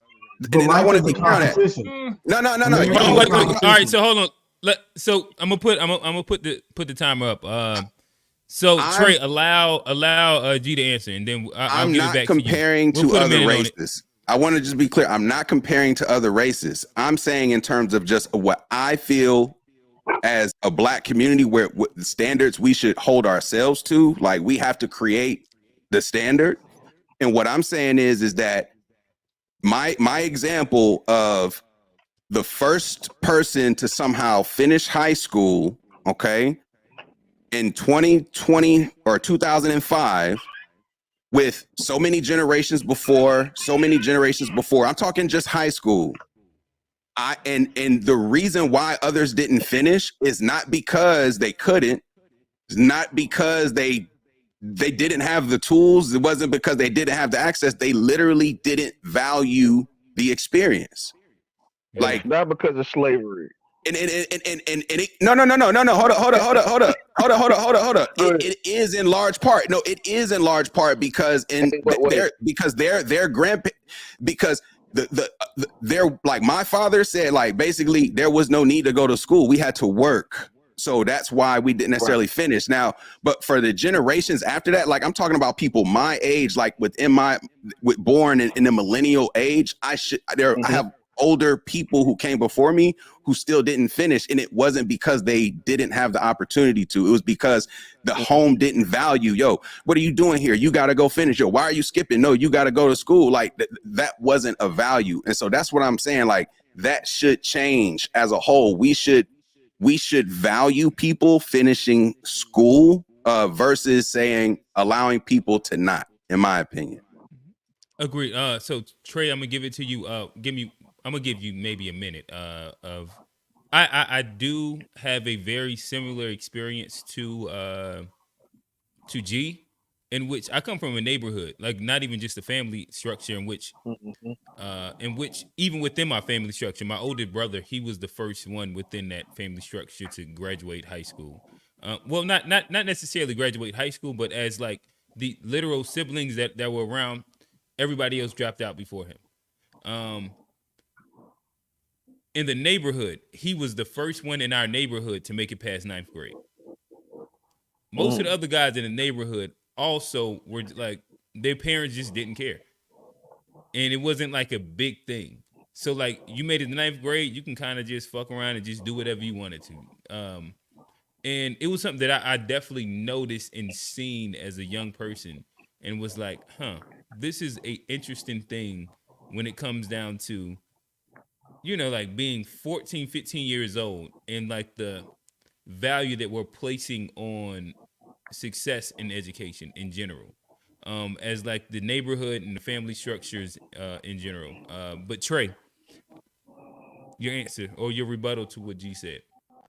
Sometimes it feels like, sometimes I see a lot of black people who lift themselves up above the collective. It's almost like they get off on saying, like, the reason that y'all aren't here is because y'all just didn't do what y'all are supposed to do. And I think that mentality is kind of like, I look at them as kind of like fallen soldiers under a system of white supremacy. Because when you look at your Elon Musk, Bezos, Zuckerberg, Bill Gates, and then they run these companies and they cater to white people. So it's not just the ones at the top.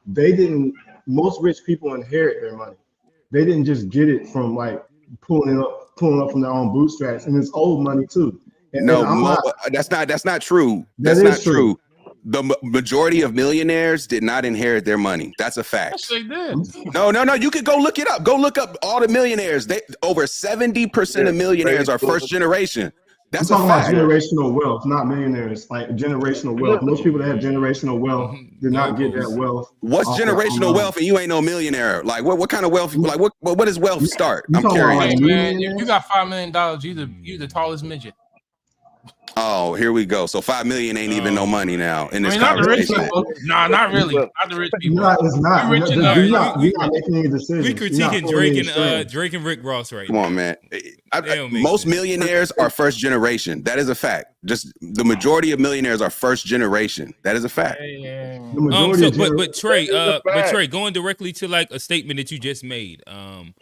So do you think that the perspective of an outsider is more valuable than that of somebody that has had like first person perspective on what it actually is, what the issues is, and I'll just leave it at that. I would say that because you said that you look at people that have came from like these scenarios as fallen soldiers, when they speak about what they believe it would actually take for the community to be better.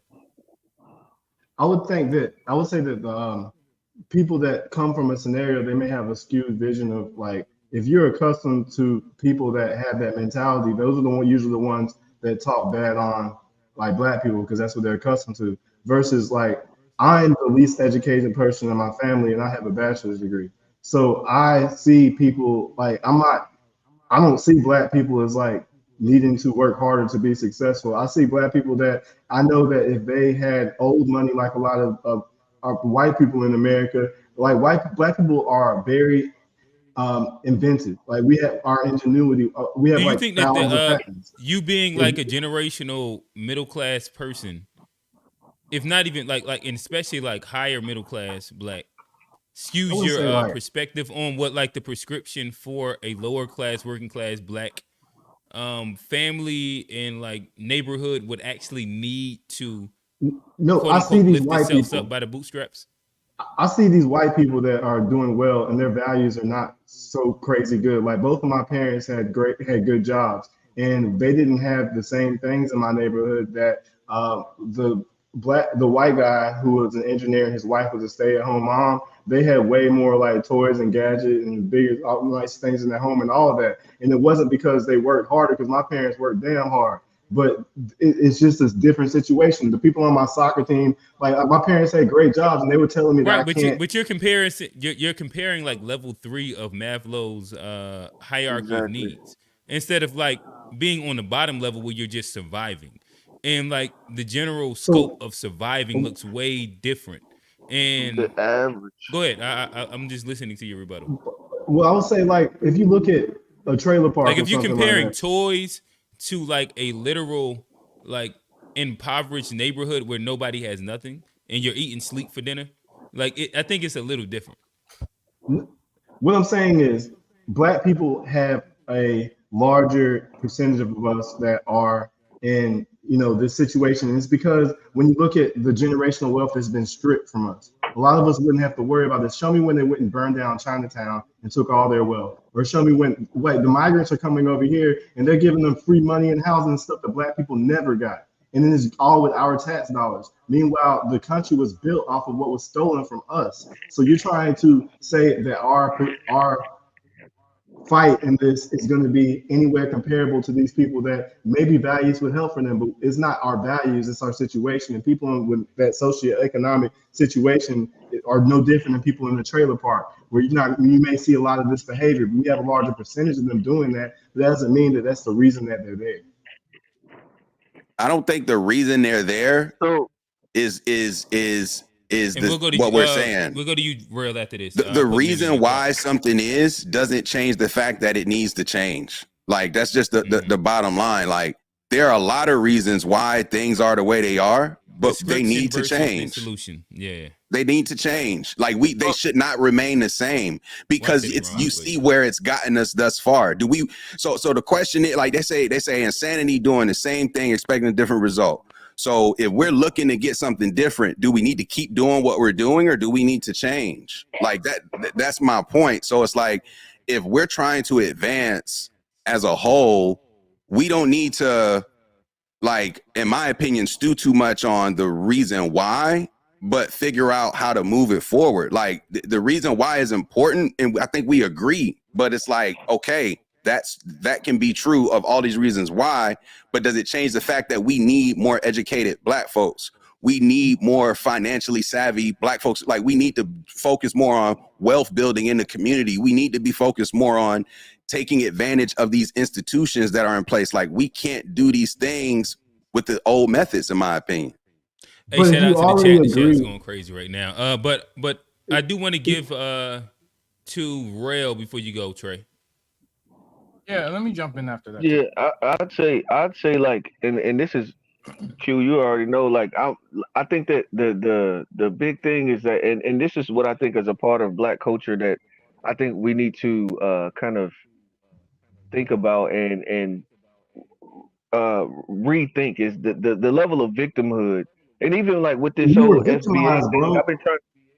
Listen. I'm not a victim. I wasn't victimized. Allow him to finish it out. Yeah.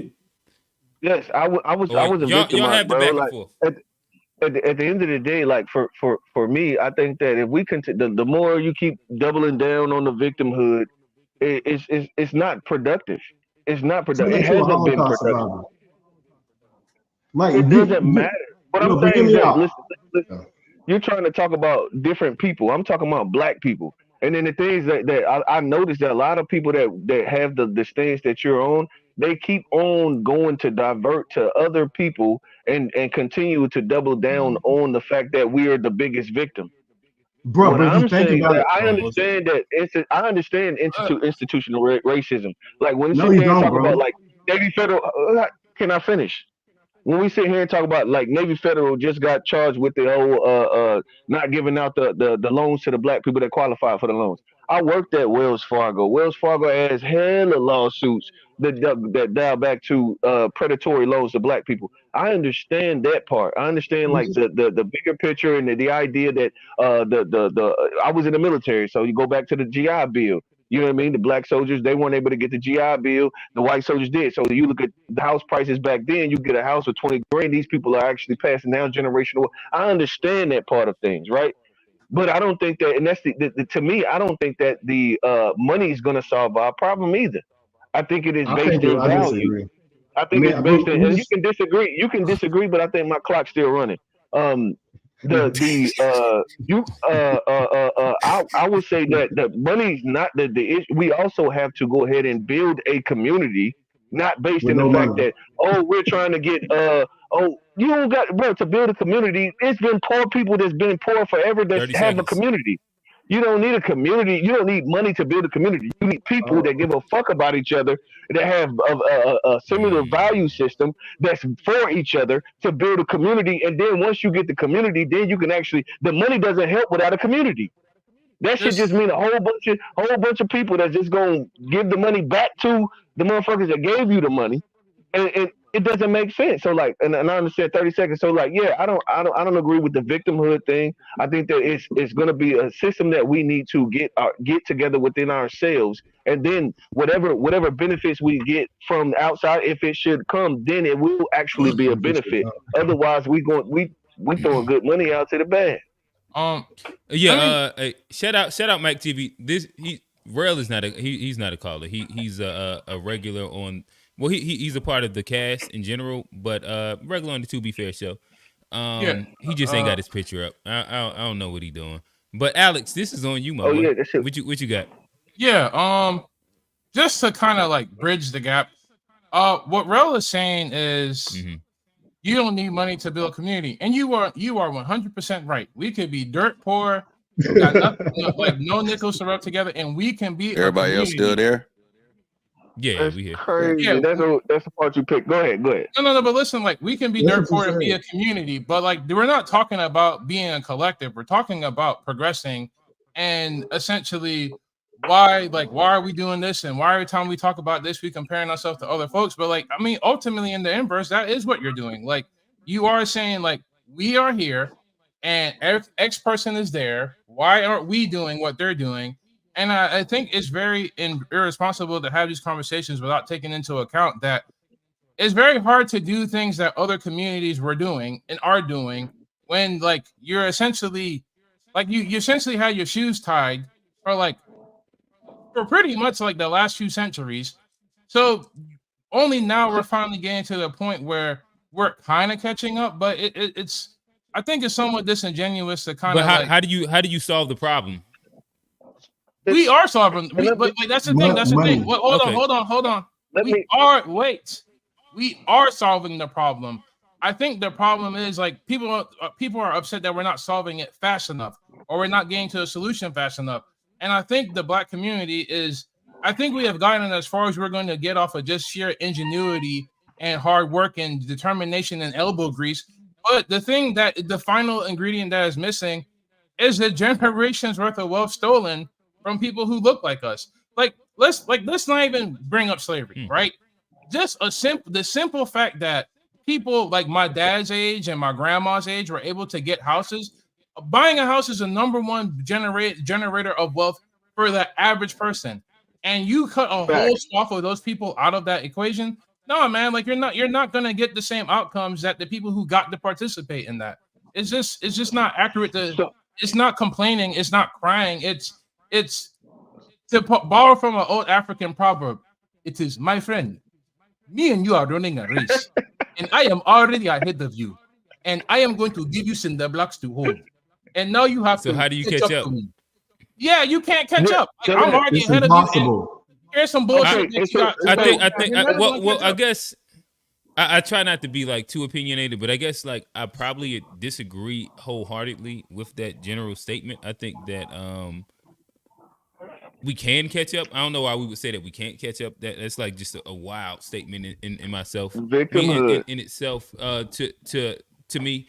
But I have like started meddling with this idea, and maybe like this ends up being like an interesting space because of like we do have like pretty much I think everybody in here probably identifies as pretty much middle class, and like for me when I started thinking about fixing problems, I often get into a space where I start thinking about where I land and how I can fix it.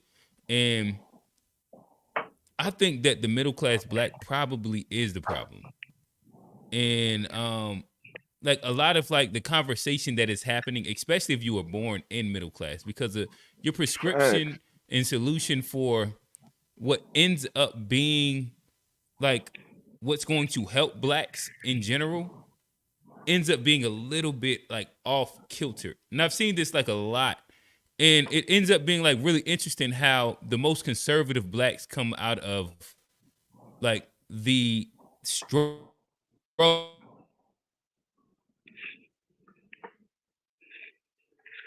Everybody else there? A lot of times. Yeah, I think Q. Okay. Yeah, I don't know. Like I think that is interesting. Thomas Sowell said like the middle class Black pimps out the trauma of the working class Black. And sometimes like I literally don't always more times than not I don't agree with Thomas Sowell, but researching like this topic I ended up getting into like a Thomas Sowell wormhole. But I thought that was really poignant a lot of times that I end up seeing it. And I have conversations with my middle class friends, especially my middle class friends that never actually went through poverty. And like I know with me, I literally just came from a funeral of like Black people doing Black shit. What my bad. That's a bad way to frame it. Black people doing horrible shit. And like it was no other blaming but like the people that was engaged in the scenario.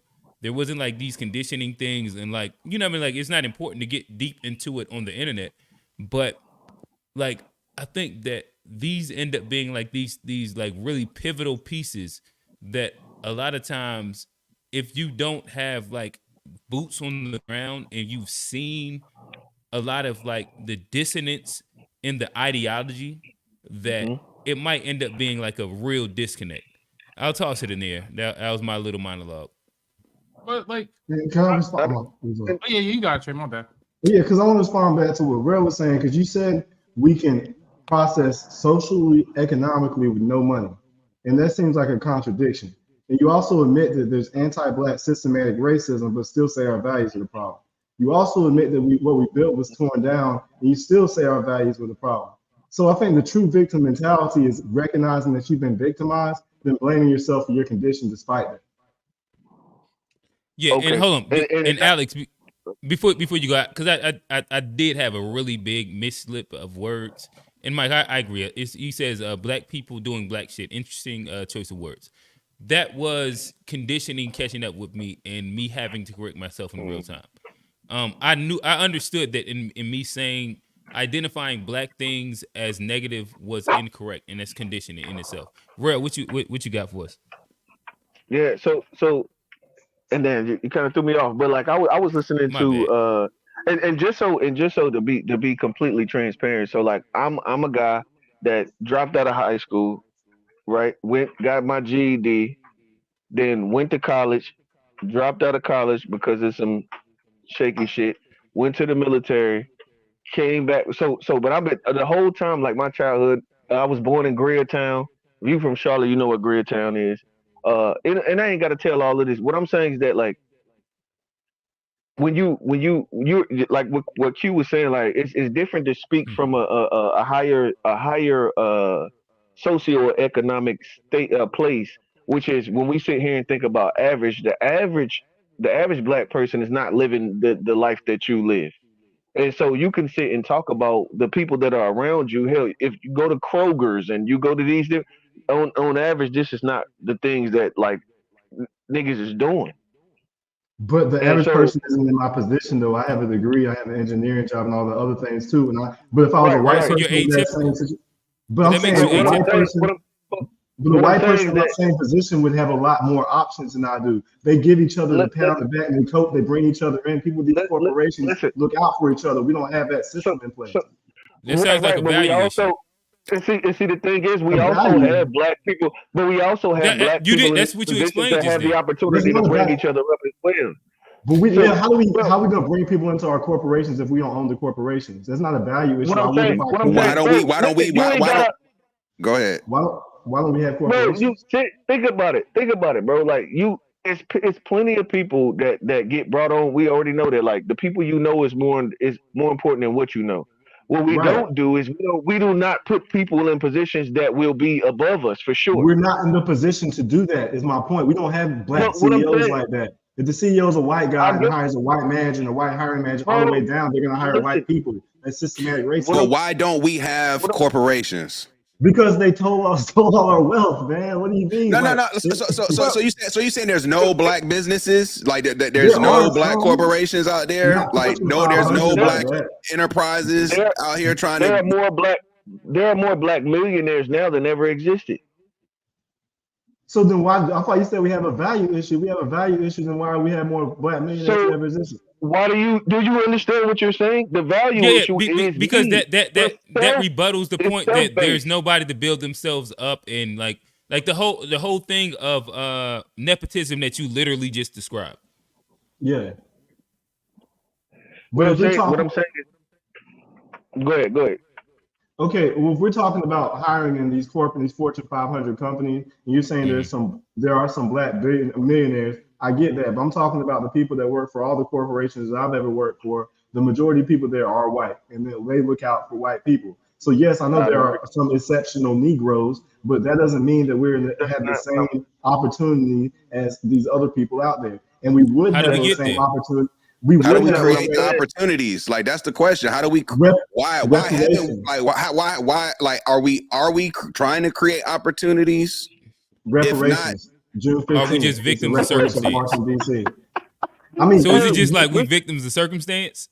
Gotta be victims. We've been And that's it. victimized. Like that's it. We've been Like we victimized. just Yes. victims of circumstance. I think it's very docile and very weak. Instead, when you recognize you've been victimized, instead of trying to fight back and correct that, you just accept your position and just try to do the best you can what you got. It's like they stomped you out and knocked your glasses off. And you say, "Oh, I'll get better." Nah, man, they knocked your glasses But Trey, off. you don't understand how like what you're saying would be that thing that you're that you're castigating. Exactly. Right. Like what we're Exactly. saying that like in spite of all that shit, we have to have even better values then, or that we have to do even more because of we understand the history of the country and everything that has happened. But that's like playing the card game when everyone's cheating, and you just say, But right now you're the kid with the glasses on. What game do you play? So are we just defeated? There's no. Are you saying we just turn the table over and then get your reparations? No other group of people would allow themselves. So can we not succeed without reparations? It's not the end all be all. You said what? My bad. All right. So you said we as black people can't succeed without reparations. If they took our wealth and they're giving our wealth to other groups that just came in here yesterday while they gave us nothing, then we are at a disadvantage. That didn't answer the question. That's not the question. That's not the question. I want to be okay. I said, hold on, Alex. Hold on. It's a simple question. Do you believe that us as black people can't succeed without reparations? Bro, we're in a war. You're not answering the question. It's a question, bro. No, we can't not succeed by allowing them to be beating on us and it's not fighting back and just doing the best we can while we're getting beaten on. And you don't see how that's a victim mentality and you're getting your glasses knocked off right now? No, because I'm ready to fight back. Y'all are just trying to just do the best you can while y'all got beat up and not try to get some retaliation. Not like physical. But how are you trying to do the best you can? You go to work for a white man at a white company taking a white man's check and you telling me that like we not doing our best. Like I'm just trying to understand. Like you're not doing your best, but I'm saying you need to not blame black people for our condition. We need to go and take back what's ours. And what's ours is this money that they owe and that they got because they're giving it to immigrants. We agree. But does that gonna? But if we so we agree. Don't sit on your hands. I'm not saying sit on your hands. If that's what you're getting at. So if we agree, we need reparations, right? But does that mean that we should just stop everything until we get that? Or should we also be trying to do some other things while pursuing reparations? We should do other things, but we shouldn't say that the reason we're in this condition is because our values have a problem. That's not what we're saying, bro. But we're in this condition is because of systematic white supremacy. Nobody's saying the reason is because of values. Can we like understand that nobody's saying that? No. Nobody's saying the reason we're here is because of the values. Nobody's saying that, bro. I agree with you in terms of the reason why things are the way they are. If I remember correctly, the original question was, do we need to change values or do we need to improve? Like it doesn't. The question wasn't, are we where we are because of values? No, so the original question was, is there a value issue with black people? But I think to what G is saying, that I don't think anybody on this panel believes that inherently black people are like have low values in general. But if we're going to overcome like the literal circumstance that is America for black people, I imagine that our values as a community will be important. But before you go, Trey, I want to hear Alex really quickly before you go. I know you've been nipping at the bud. We probably got to go to the next thing. Well, like we can in a second. I got you, G. Like just to go back to what Q said earlier, like people from the middle class kind of can't understand, but like, I mean, I get what you're saying. I don't think that y'all can't understand. I think that at times the prescription seems off base for people that have boots on the ground in real time. Well, like that's what I'm saying. Like I think everybody thinks that your socioeconomic class is some stagnant thing that doesn't change. It's dynamic, you know. Like at certain times, like I remember being in certain situations. Not to try to sound like T.I. son, you know, I was in my grandma's house in the hood. No, not that. But like, what I'm ultimately saying is, I get what you're saying. Like my spoon wasn't silver. But like it is one of those things where I don't know how to put it. It's like I might be middle class now, but like my dad wasn't, my mom wasn't, And a lot of my family members to this day weren't. Like me, honestly, like the reason I'm speaking this way is because I do come from a poor family. Not my immediate family, because my dad like joined the army and my mom, you know, became a chemist and all that stuff. So out of my family, I can see like, why did my mom and dad make the decisions they made, but why did my aunties and uncles didn't? Why did my cousins didn't? Why did some of my cousins who were worse off than me, you know, and none of that came back to self-accountability? So can I but like it's not accountability. It's chance. It's chance. No. Oh my gosh, It's bro. all Like, cause it and really is effect. chance. It really is chance. It's cause and effect. It's Y'all chance. just want to give It's yourself a cause pat and on the effect. back, man. Cause to Y'all this. just want to It's give yourself a laws. good pat on the No, back, bro. Y'all it's exceptional. not. I mean, Like, listen, No. y'all, listen. Cause and effect. Don't tell me that I got anything by chance, my nigga. Cause and effect. Like, you just want to give yourself a pat on the back, bro. No. And that's a very bourgeoisie like perspective. Cause and Y'all effect. understand that the Matrix is real. And I'm all right. Now y'all got quiet. But Or what I is was it- saying is, Just tell them that Matrix was trans people. Whatever you said last week, I forgot. hey man, that was last week's episode. You gotta go watch it. Like, you gotta watch it back. We ain't Oh doing it. man. Like what I'm saying, like I'm not saying that you didn't work hard. I'm not discounting what you did. But like I'm saying, if we had to run this thing 100 different times, I don't think all of us would come out the way we all came out. Like I think certain people were in our lives. I think our moms and dad made certain decisions. No question. Like heck, like you might have been in a classroom one day, your teacher said something that like inspired you, and now you here. That's not So, like, chance, bro. It is chance. Like it really is chance, man. Like it is a chance. And like I what don't think it's not I'm chance. ultimately saying is we cannot depend on chance to uplift an entire community.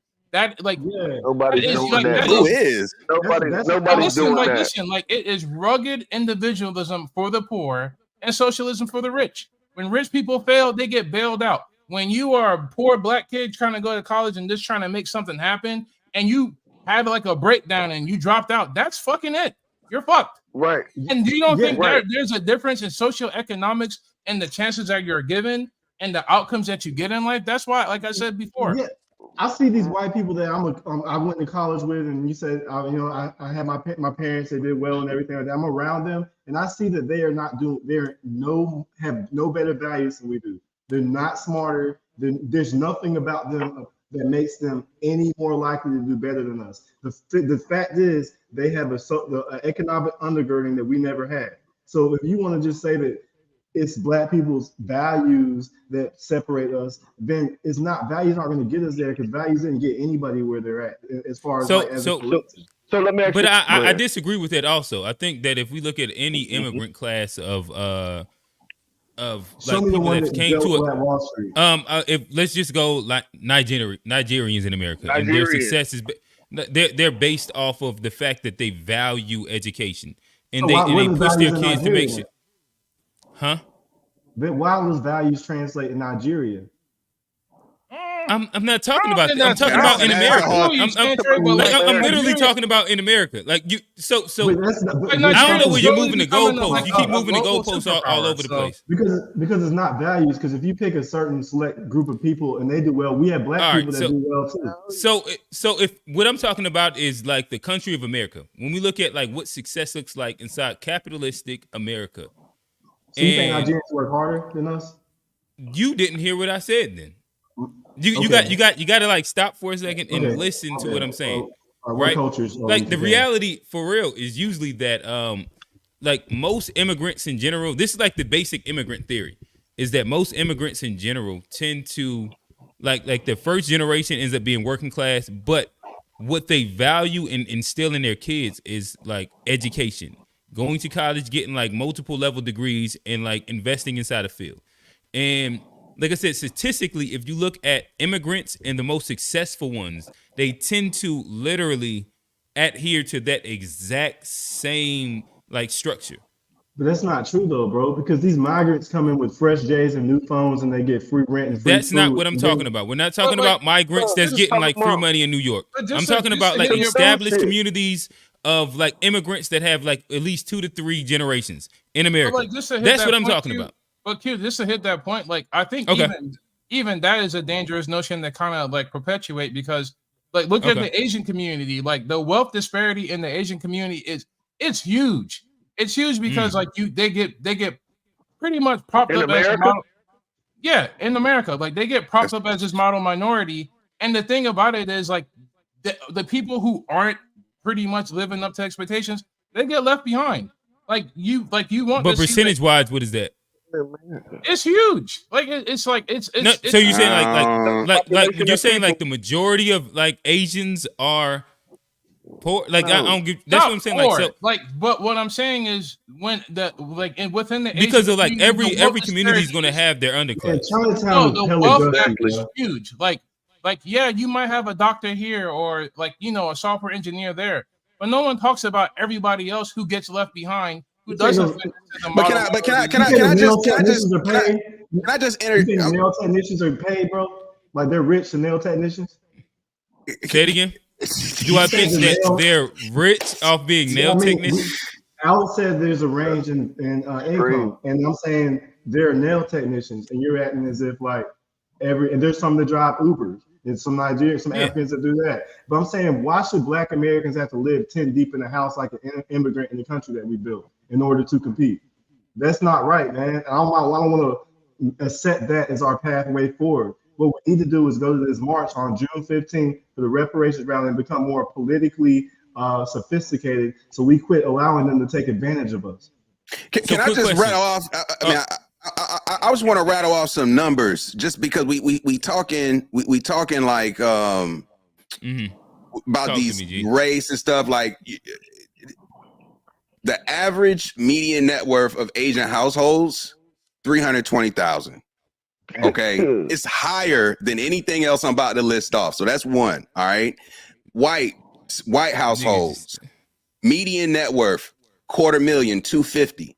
So when you're comparing Asian households to whatever you're talking about, big gaps, median net worth of an Asian household, 320,000. This is in 2021. Median means something too. Like it's not average because that gets skewed with for sure. Correct. High earners. Median means majority. But let's keep going. Median household for white, 250,000. Now let's talk, like we said, Hispanic household median net worth 2021, 48,000.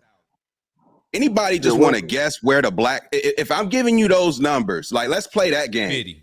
If Asians household is at 320K, white household is at 250K, and Hispanic household is at 48K. Where is the Black household?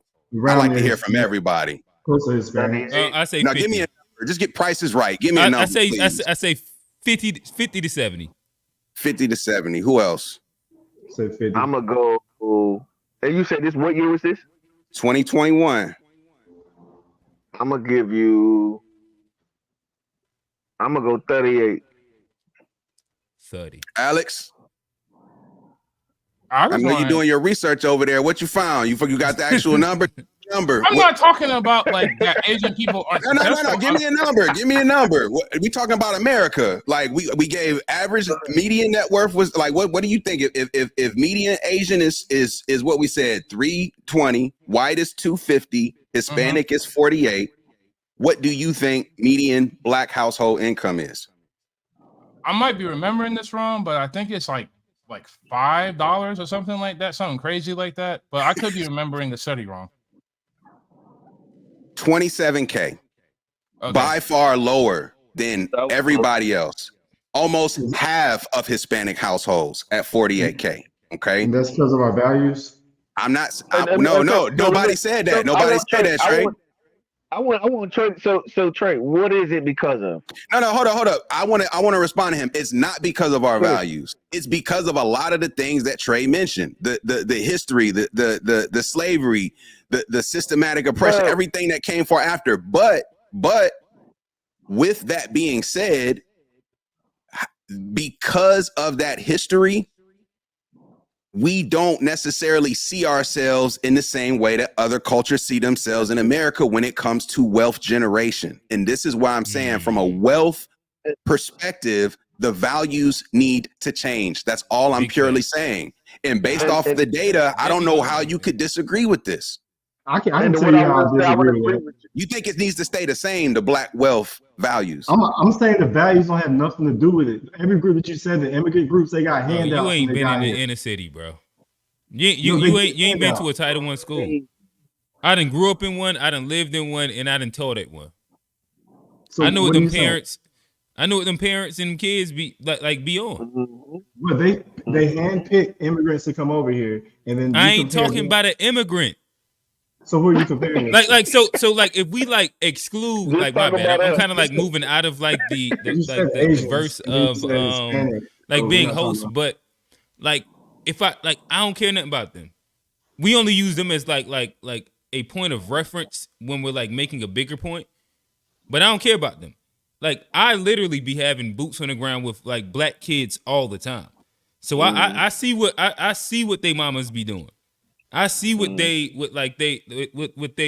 dads be, or if dads is not there, be doing.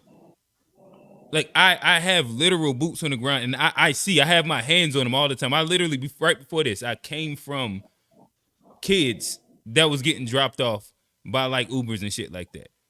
See, that's another that the coach had to pay to get there. Like I understand what like these scenarios really look like, and not like an infanticized version of what it is. You understand what I'm saying? You're talking about schools in the hood, basically. No, I'm gotcha. But but yeah, go ahead. You're talking about black people in the hood, and you're comparing them to people that you said they aren't immigrants, but you said they're Asian and Hispanic. No, all right. So what I'm speaking about is literally like value systems that exist within like these spaces. And real quick, can I add this? A lot of times, Real, you got it. My bad. Listen real quick. So he just gave you what the average was. So he's not talking about black schools. He talking about. He said the average income, right? Median, whatever. Median was what, 20? What he said? 20. Oh, you're on mute, G. Median household net worth, not even income. We ain't even talking about what you make on your W-2s. Net worth. Now the next question is, G and Bro, like, how do you think that trended up to? Well, hold on. I wanted to hear Rel finish off what he was saying. Real quick. Things.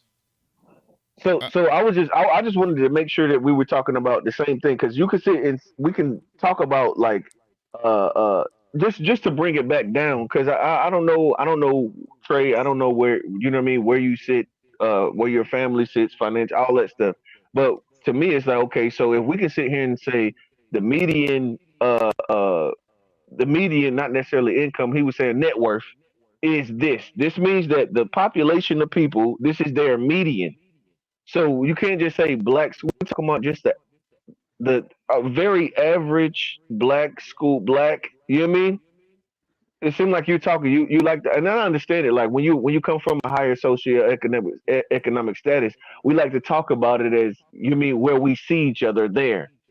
You know what I mean? But your lens is not necessarily the lens of what the populace is. The population is like. I'm saying, so why is your perspective more like? I feel like my perspective is more like I've seen what a lot of these people that I guess people aspire to get to or whatever, and I see that it's not values that got them there. I see that they have family, money, and houses that they pass down, everything like that. So I'm telling you, do they usually be having like 2-parent households? They have 2-parent households, but not dual incomes. But black people, I didn't say anything about dual incomes. But I'm saying that right there. But right there in itself, just the fact that you have a 2-parent household, that changes the dynamic. And then you think about, okay, so what percentage of black people have a 2-parent household? I was listening earlier. What is it? This was in 2013. Matter of fact, I'm not going to try to give the statistic because I don't remember it right offhand. But it's something crazy. I think it was like in 2013, it was like 70-something% of us are being raised in single house. You know what I mean? So like you can use like the go ahead. I was gonna say, like, just in my experience, right? Like, I do agree, home ownership is one of the key things that has kept for sure black wealth from building. Like lack of home ownership, and that's generational wealth. And redlining has had an undeniable impact on that, right? Yeah. In my experience, right, I stayed. So growing up, my mom made just enough to not get food stamps. It's arguably the worst spot to be in when you make just enough for them to tell you, nah, you can't get no assistance, right? Now, we stayed in one apartment for when I was in from first grade to when I finished college. One apartment, almost 20 years. She eventually bought a home when I graduated college. And when I asked, like, why did we wait to do this? It was because there was misinformation, and she didn't value it. It's just that simple. Like, it wasn't that she couldn't, it wasn't that she wasn't able to. She didn't know. There was some misinformation, and she, at the end of the day, you know, and this is, I'm talking about my own moms. You see what I'm saying? Like, at the end of the day, like when you don't know something, what do you do to try to figure something out? You see what I'm saying? It's like home ownership, like we know like her siblings own homes. We have other people in the family that own homes. Like, it's not like it's just something that you can't hit somebody up or like there's opportunities there to do something. So what I'm saying, like, from a value perspective, like, sometimes it might be because of, like you said, not exposed background, the family come from certain circumstances. Like, all those things can be true, but for me, at some point, like, what do you want for yourself, and then what are you doing to try and make changes? Like, if you're not doing anything to make changes, but you just want to talk about why you are where you are, at some point, nobody's saying not to do anything. But the people that your mother knew, were they black? The people that had homes? Yeah. Okay, so if we're talking about a black value issue, and then you just gave other examples of people, it seemed like that's specific to one individual in your story. So that kind of like debunks what you're saying. If it's a value issue with black people, then why would just the only black person? You want me to give you black home ownership statistics? Because I don't equate my group. I don't equate the group of black people that my mom knows to like the sample size for the average black American. I don't think it's because we don't know. I don't think it's that we don't know we need homes. I think a lot of black people are, if you're living check to check, then you're not really going to be able to afford a home. So I don't think it's a knowledge of, I think a lot of people, if they could afford a home, they would buy one. That's not true. A lot of people choose to rent. Like, have you had conversations with that same group of people and understand like their financial literacy? Yes, my whole life. Everyone's so what you're saying? No, my bad. So what you're saying is that your whole life you've spoken to low income and working class people, and you understand their financial literacy. Man, do people in white middle class go to the trailer parks? You didn't answer the question I just asked at all. I'm saying, like, I don't understand the relevance of. Oh, okay.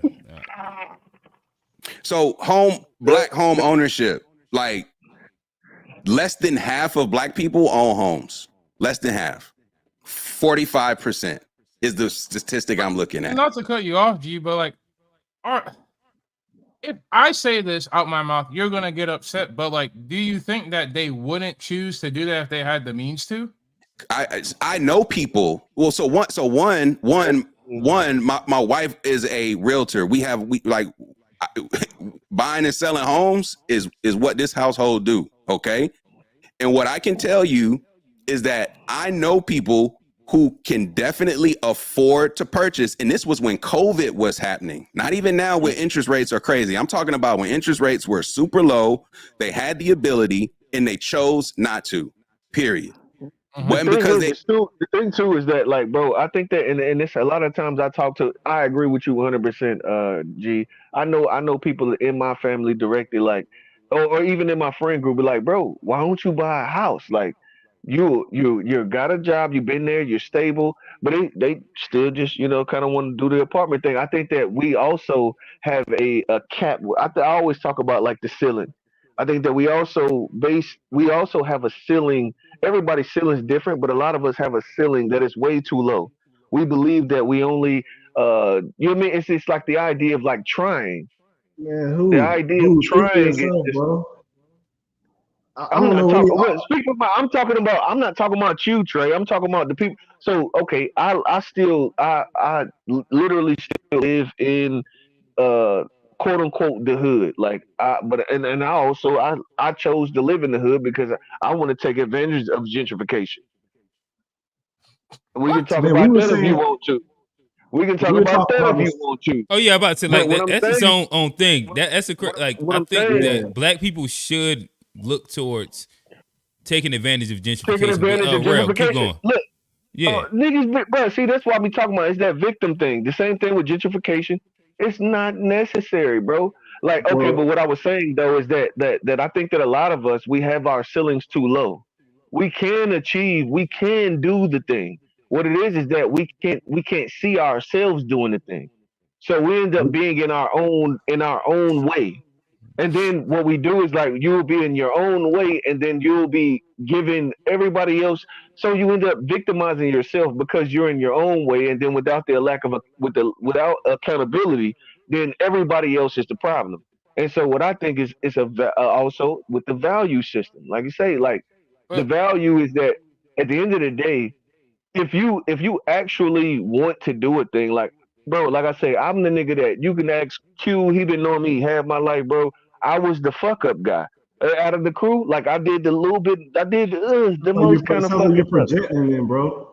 Because I'm not I'm everybody not, had that bro. I'm mentality. still here though, but I'm still here. Like my next door neighbor, like my, I live where these, like literally, I'm talking about like live in a space where these black people own these houses, and then these younger people, like the people that the houses are going to, these niggas just let the house go. Like literally, you can see it, bro. I'm living around. I live in like the biggest housing development in Charlotte, and it was actually a white a middle class white, then it became a middle class black, and then it became a black neighborhood, and now we have the Hispanics coming in and moving in and buying a lot of the houses.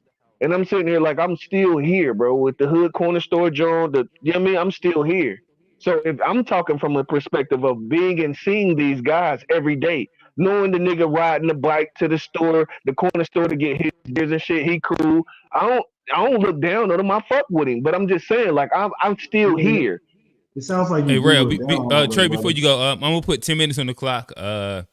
To kind of wrap up the conversation. Obviously, it sounds like we got a part 2 in the making, but I do want to leave at least like a good 30 minutes for call-ins, to where we can kind of get back and forth with the audience and listen to what they hear. Listen to what they have to say to what we've said. So it's 10 minutes on the clock. Starting from here, we'll try and wrap it up closer to what time is it? Like 12:10. okay. Wrap this part of the conversation up. Well, Yeah, yeah. Alex. Let me just jump in. Like, I hear what Rel and not G is saying, but it's like just use yourself as a primary example. Like, I don't think anybody on this panel is a millionaire. I don't think anybody on this panel is super uber rich to the point that you and your children don't have to work again. So ask yourself, like, why aren't you? Like, why aren't you trying hard enough? Like, it to me, like that's how this conversation sounds when you kind of reduce it down to someone who literally like is just trying to figure out, like, am I going to be able to eat tomorrow? And I think at a time where there's unprecedented like social like wealth inequality and pretty much like people are like Generation Z, like they're failing to launch, and it's not because they're not working hard. It's not because they have bad values. That's just where our like economy is right now. You know, like I know I'm gonna do my best to raise my kids, and I know that y'all gonna do the same. But like, I really do wonder, like, how is my child gonna buy a house if he goes to school, does what he's supposed to? If people that I know who have master's degrees, hold down a steady job in the tech field, they can't even buy a house. And this is nothing to do with black or white. So at a time of rampant inequality and wealth, a big, huge wealth gap that just continues to grow and grow and grow, I don't really think it's like concise or accurate to pretty much portray that people who are not doing as well as you are somehow like lacking values or aren't trying hard enough. Like, that's just the time we're in, you know. But that's all I gotta say. I'll pass it over to What I, what whoever I, wants to next. and I'll just ask a question. Well, just kind of ask a question based on what you just said. Do you think the people that you were just talking about with these degrees that have these jobs, can they not buy a house, or can they not buy the house that they think they should have? They can't buy a house, period. They can't afford They it. can buy a house. Like, well, that's if they can't buy a house, that's on them, and they've made bad decisions. Like, I'm not no like, There you okay, go again, well, bro. Like, it's always a no, matter listen, of bro. like, My thing is that Go ahead, everything is based I on. think he has a good like it. Good. But everything is based is all relative, bro. That everything G said, cause and effect. Like, it's not by chance, nigga. If you work at a job making, I ain't even gonna give no number. If based on what you just said, if they work at a job with whatever you was talking about, they can buy a house. Otherwise, they just made bad decisions, and bro, they not hindered not to cut you themselves. off, bro, but like, I don't think you're an economist. I don't think you do anything in the realm of I'm not an investment banking. economist. So I don't have to be. What I'm no, but that's the point. That's literally the Dunning-Kruger what I'm saying, effect. You're talking about bro. something that You you could. don't have any intimate knowledge or any expertise knowledge on, and you're prescribing something for a group of people. That's No, like that would what be I'm like me saying is talking about like what you do for a living. I know nothing about what you do. And imagine me pretty right, much but like, That's like Alex talking about soul food. oh it's my not you. gosh. That's not Leave you. me alone. Leave me Hey, alone. that was a We good got one. That was a good yams. one. Yeah, but it's But not no, I you. mean, all right. So if I was to try to like piggyback to what Rail was saying, when you speak about they can't buy a home, it's more so buy a home that they want. There's it in Charlotte. There's homes at 150. There's homes at 200K. There's homes at 250, 300. Is that the one that you feel that fits within your lifestyle and what you want to exude to, like your general sphere? Sphere. Like, that's up to you. And that's when it comes down to like, okay, maybe not. But can you buy a home like in reality? A piece of financial literacy is understanding that the barrier to buying a home is not as crazy as it looks like, especially if you have a 700 credit score. Shit, no. Let me take that down. You could be at 625. But this is what I mean by valuing credit. Roll You have FHA. you have to value your credit to be in position to buy a home. But having good credit it doesn't have an income level. The thing is that you ain't even gotta have good credit. Like, we have NACA. Like, literally, NACA is a program. I know, like, bro, I know that. Okay, niggas be trying to be victim ODing on victimhood when you can literally go through NACA at a 640 credit score, get you an interest rate that's lower than the niggas that's sitting there going conventional and going through FHA, get you a lower interest rate, or you can go and refinance through. All right, don't worry about it. What does that get us? What does that get us? What does that get us? So every black person buys a bando. Then what do we do? But now we got to go to a bando. Y'all niggas victims. So 200K only gets you a bando? That's elitist. That's elitist. No, you see how that's elitist mentality? No, I'm saying if you're saying that if everybody can afford a house, even if it's I didn't say everybody. Okay, I didn't say everybody. Those are exaggerations. If your solution was, let's just go to what he just said, right? Let's just say everybody did buy a bando. So how long does it take for your bando to give you enough equity to where you can get what you need to get? So that's your solution for black empowerment. No, 2 years because they about to gentrify that bitch. But Trey, I don't like what you're doing, Trey. You talking about the fact that we don't own. Now we talking about ways to own, and you like, well, what good is that going to do? So is it like there's just no answers? Like, because like, are you saying we shouldn't try to buy like these dilapidated properties, like what's going on in Baltimore right now? Let him answer. Okay. No, I'm saying that that's not the solution. Like, what you're saying is not going to get us anywhere. That's exactly what I'm saying. I'm saying the answer needs to be, we need to recognize the condition. We need to recognize that we need to be fighting for reparations. And if we're not fighting for reparations, we need to be fighting to make sure the people that the money that should be going towards us, when it goes to other places, we need to be fighting against that. We should be standing when they're giving millions of dollars to migrants and they say they don't have money to make us whole for what happened to us so we can compete fairly. That needs to be top of the priority. It shouldn't just be like victim blame. And then one thing, real quick, I take that term victim mentality very offensive, because you would never go to a Holocaust survivor if they never got reparations, no one's ever done to make them right, and say, quit being a victim. Like, it's only black people. And when we talk about the victim mentality, what happened to us is a long list of things that happened to our ancestors. You would say that our condition is separate from all of that, and say I'm playing a victim when I'm recognizing the role that it plays. That's incredibly offensive, bro. And it's also like ingrained self-hate, bro, and a docile mentality. No, it's a very docile mentality. If you allow people to victimize You know, you, the funny thing, the funny thing, I think it's more docile to wait for somebody to do something for you than do it for yourself. nobody's waiting. Nobody's waiting. Sound like you wait. My That's thing a is, straw man. if you're gonna say that we're wait, because you gotta be waiting if you're talking about reparations. No, we're not waiting. We're working on what we can do. They getting reparations right now in Evanston, Illinois. How about here's a compromise. You gotta be waiting. Here's a compromise, bro. We should work on what you're saying. I agree. We should work on our values, but at the same time, that's not going to get us where we need to be. So we need to be focused on the bigger picture. And the bigger picture is we need to be made whole.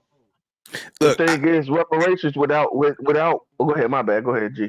I just want to reply to Alex. I know we run up on the time. I just want to just say, like, for the record, like,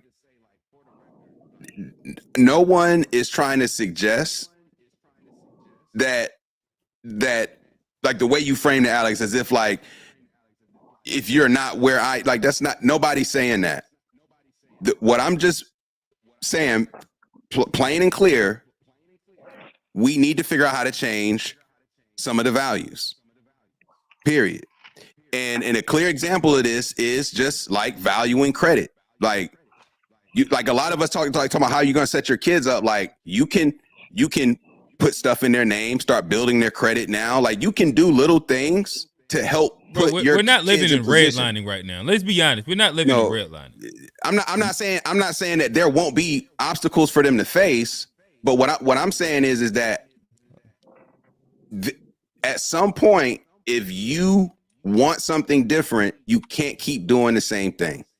And if you're okay with the circumstances and you want things to continue how they are, then keep doing what you're doing. But if Nobody's you don't, saying to keep doing it, bro. But I'm saying, what I'm saying is, I focus on what I feel like I can control, and 30 seconds left, and I try to use that to create something that doesn't exist versus harp on things that are going to be beneficial. Like you got to know your past before you get to the future. But at the end of the day, I can't change what's happened in the past. I got to study it and make sure I understand the obstacles that are going to be in front of me moving forward based off of what people have gone through in the past. Like that's what the history's for, is to help set us up so that we can do things, not repeat the same mistakes, in my opinion. Like that's the biggest, like the most important part of looking back at history. It's not just to point a finger, it's also to learn so that we can come up with better strategies. Better solutions. I see why women are best with that mentality, man. So Trey, I'm gonna throw right back to you. And I'll say this. Chat, we live right now. It is now 30 minutes left in the show. 30 minutes left. We say hit the live chat. We've just thrown in the chat the link to it. I think G has pinned inside his info the link as well. I'll drop it in the chat over here too. Yeah, drop it in the chat. And we'll love to hear your opinions. As you come up, we'll give you 2 minutes and we'll kind of like talk and converse with you after that, just kind of depending on the scenario. But you are guaranteed at least 2 minutes. Live chat is there. Trey, as the live chat starts to kind of fill in, what you got? I was saying, like, just as far as your just response, G, I think as Black people, we need to stand up and try to make right what was done to us. I think we owe it to our ancestors. If I were them and then my children were just like, you know what, well, I guess we'll just get over it and just do what we can to fit with them. And even though it's not fair, I would want them to like fight for what was ours. I'm not saying fight in like a physical, like go out there and grab a gun or anything like that, but we need to demand justice. And we can't just sit here and be satisfied with having to have a more difficult fight while they're handing out money to other people that our tax dollars are there for. Hey Trey, I got a quick question for you. I'm not disagreeing with that point, though. What do you look at as being like, what is the action of being a victim as a Black person look like to you? I think it's when you accept your circumstances and just try to do the best of what you can instead of trying to fight for justice. So when you say like what black people just gonna get a bando, what is that like shape itself under? I'm saying like if your And solution, when you be like, what they gonna do with that? What does that shape itself under? I'm saying that's not going to get us anywhere. What's been done to Is us that and not what's like not an acceptance of like the circumstance in that it won't do like as the way you define the phenomena? Is that not exactly it? as far as getting a bando? Well, I don't think in that's a general, we were solution. talking about like just $2,000 homes. I mean, $200,000 homes in North Carolina. That's it's a big difference between North Carolina and California. But in general, I'm just asking: is that not like close to that? If you're just accepting that, me buying real estate at that price is just it. As a black person, it's just I don't know. I'm interested. As far as like our circumstances, I understand what you're saying. Like, given our scenario, what can we do within our scenario? But I think leaving it at that does a disservice to our ancestors, because leaving it at that means that we're just going to accept that we're going to have a tougher fight, and we're going to allow them to prioritize everyone else, even though we're the ones that are owed. If we don't stand behind that, no, we will never get reparations, especially with the mentality that like Rel was saying, we're just going to get it. We're waiting. We're going to do all that. We're talking right there. We're not ever going to get anything that way. What did I say? You said stuff along the lines like we're just going to wait for it and just have a victim mentality, and it's basically the whole bootstrap thing. So what I was saying was, based on the way that you're saying, Trey, my nigga, though. Hey, nah, and honestly, I kind of knew that me and Trey was gonna have a back and forth, because I already knew, like, I love yeah, him. I don't. Yeah. What I'll say is that, like, what the victimhood thing is, to me, waiting for reparations is victimhood. We are not waiting for. You can't wait for reparations. You have to go and fight. But what I'm saying is that regardless, it's still waiting. Even if you fighting, you're still waiting. But nobody's waiting, because I'm not saying sit idle. What I'm saying is gonna come down the line, is what I'm saying. Like, it's gonna take some time for you to fight, and then down the line, you'll get it. So it's still waiting. Bro, I'm going to work every day. I'm working to save our house. I'm doing all the things you're saying, but I'm saying that's not waiting for reparations. But I'm also not going to like treat it like it's some pipe dream. Like, we need to make it real. But while I'm getting reparations, I'm gonna try and build my credit score too, right? Exactly. I'm not disagreeing with y'all strategies. That's all everybody's saying on this panel. Exactly. It sounds like you were saying our situation is No, you kept saying that. Man. That's why I was like, yo, why are we arguing over we don't need to improve our financial literacy? Like, I don't understand why that's an argument. Because our values aren't the problem. Our values aren't worse than other groups.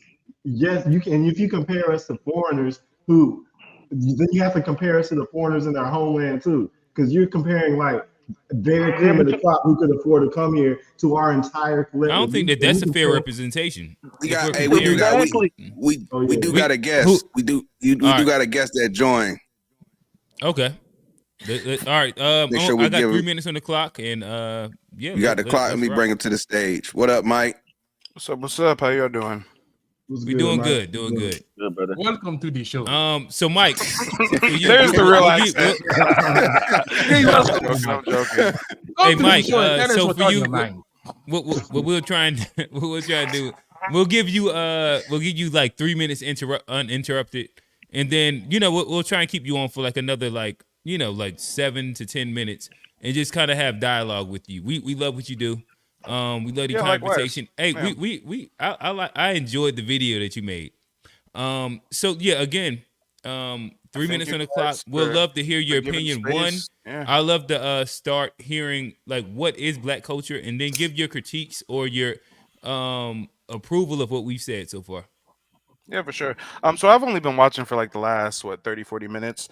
As far as what is Black culture is synonymous with American culture. Globally, when you go around the world and when they talk about American culture, you're talking about a culture that was founded and fostered by foundational Black Americans. Actually, more specifically, when you go around the globe, white Americans are looked at as the bottom class of European society. And when they are praising Americans, they are specifically praising and giving kudos to Black Americans. So I don't understand why people try to act like we have a culture of degeneracy or we have no culture when we're literally celebrated globally.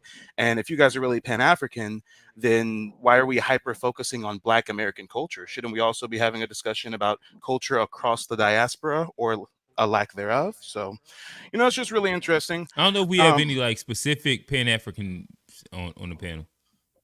The title of the stream is FBA versus Pan-African. So where's the Pan-African? SEO purposes. Huh? Well, I mean, all right. So, I'll give you like a fair answer to it.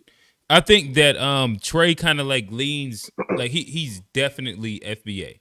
I think that in general we're all kind of like people that are to be swayed. Like we have opinions that might line somewhat Pan-African, somewhat FBA. And like we're having discourse in general, like i.e. like the title is Unpacked, to kind of find out exactly where we end up landing at. But because of some of our opinions do land Pan-African, like that's i.e. like FBA versus Pan-African, because we do have a stark FBA person on the panel, in which we tend to kind of like go back and forth with agreeing and disagreeing with. Yeah, so I'm really not understanding the motivation behind the title, because if I'm just a casual onlooker and I'm scrolling YouTube and I see FBA versus Pan-African, I'm thinking it's going to be a discussion of FBAs and a discussion with Pan-Africans, or at least you guys are going to be discussing both philosophies, both points and of view. And that's what we did with the first 30 to 45 minutes. Right. And Yeah. we kind of like so then you guys spoke about culture across the diaspora, or have you guys just spoke about Black American culture tonight? So I'll answer. So what we did was we began the conversation on defining what is Black culture, and does that include the diaspora? And like it kind of like diverged into a couple different things, but what we ended up landing on is that all right, we're going to speak specifically about the culture in the lens of FBA, because of like like there's a lot of ways that it can go when we talk about Black culture and the diaspora's contributions. But we did spend like a good 30 to 45 minutes on specifically like FBA versus Pan-Africanism when it comes down to Black culture. So you guys spoke about culture across the diaspora. You didn't just speak about Black American culture tonight. I mentioned the regeneracy across. Okay. Hey, if we're talking about diaspora, and the purpose why I asked that is because if we talk about culture across the diaspora, we have the only culture to be celebrated for. I mean, we are the most successful global supreme Black folks across the diaspora if you're comparing us to the other members of the diaspora. So I find it interesting how we always have people, albeit, foreigners, immigrant background, whatever, and they like to hyper focus on Black American culture, and, it kind of becomes a witch hunt, and they're trying to act like we have such high levels of degeneracy. But if you literally just compare us versus any other culture across the diaspora, it's not even a fair comparison. I mean, if anything, they hyper focus. After I'm done, if anything, they hyper focus on Black American culture because they know they have no culture, or at least no culture to be proud of. As much as people like to say, I'll be done right after this last statement. As much as people like to mention Sukihana and Sexy Red, people across the diaspora are doing genital mutilation, genocide. Witch doctors are abducting children into the bushes and cutting them up. There's slavery in Africa modern day. They just call it human trafficking. So if we talk about culture across the diaspora, we should be giving unsolicited advice to other members of the diaspora, not FBA so much. FBAs are pretty well off compared to our good brothers and sisters, as they say. But I yield. Gotcha. And I guess I'm a throw the rail, but I think maybe you have a misinterpretation of the title. I think that from the lens of what Black culture is in America is how we're like framing the FBA versus Pan-African, in which like the inclusion or exclusion of I don't know what the proper term is of like Black Americans and people that are not Black, like weren't like foundation like people that were born of slavery. But Rail, what you got? Oh no! I think he kind of as he went through the last end, it sounded like initially he was talking about financially, but then when he went into it, he kind of went more into, I guess, a more moral compass. I'm assuming that's what he was going into. So if he's gonna Instead of go assuming, you can into just ask me. well, I mean, you said what you said, so I didn't necessarily assume. I was going off of what you said. You started to mention things that weren't necessarily financial, so then I was like, okay, well then I'll just listen more. But originally, it sounded like usually what I think is that people talk about, oh, we're doing so much better. It's like financial based, like oh, we have like athletes and things, people that make real good money, and that's what I thought you were going into. So I was going to ask you, was it just financial based? Was that where you were drawing your Every conclusion? aspect of culture. Culture is social institutions, achievements, inventions, music, dance, cuisine, all of the above. Avery Marker, we are number one. Name me 10 African inventors. Name me 10 African civil rights leaders. I'll wait. Shit, I definitely couldn't. I'm not a philosopher. But I don't know. but I can name 15 I FBA wouldn't inventors off could. the top of my head, and we ain't talking no rappers or ball players. We're talking inventors. We're talking about businessmen, Right. realtors, entrepreneurs, Mhm. serial entrepreneurs. I mean, back in the day, we literally had our own cities, our whole town. So when you guys talk about real estate, I mean, Right. I understand one of the brothers on the panel said he had a real estate background, but I'm not sure if the other members of the panel are really that knowledgeable on the subject. Because when you talk about, well, if we just have our own area, then everything will be better. Like that happened, and then it was destroyed. And I'm not talking about Tulsa, Right. Oklahoma being bombed, because what most people don't Mhm. realize is you guys got the story backwards. It wasn't Tulsa, Oklahoma Tulsa, Oklahoma was Black Wall Street, and then it got bombed, and then that's the end of the story. That's not what happened. Tulsa, Oklahoma was a thriving black town before it was ever called Black Wall Street. Then it was Right. bombed. Then they rebuilt it in only 4 months, and it became Black Wall Mhm. Street. And then Black Wall Street was destroyed for a second time, this time through urban renewal. So if we're going to talk about real estate, and we're going to talk about living in a capitalist society, and we got goofy people on the panel laughing about reparations, talking about you're holding your breath and waiting for reparations is victimhood. Hey, So the people who marched during the civil rights were victims, right? so my question: The Have you people been who to fought, Tulsa? the people who Have you fought been to for Hey, Tulsa? Mike, you you to just have got to civil come on the show rights are next just week. victims, That's huh? that's all I'm saying. Come on. All right. Come When, on the show when was next that? week. We gonna talk this Victimhood, he out. When, said. All Victim. right, all right. when So was? I think fair enough. I think that Mike, you kind of went. It was a little more than 3 minutes, but we enjoyed your conversation. We'll go Rail, Alex, and then my bad. Let's go Alex and Rail, and then Mike. We'll continue the conversation and back and forth with you. Yeah. Alex. Like, did you want me to respond to something Mike said, and like, or did Oh no, you it have a seemed like you question? had something to say. It He doesn't always matter be to me. interrupting me and having nothing to say. I love it. It's so funny. No, I said you should come on the show next week so we Oh, can okay. have a full conversation. Yeah. There's I would love what you have to say about culture, especially culture across the diaspora, not just Black American culture, since you do have an interesting lineage, right?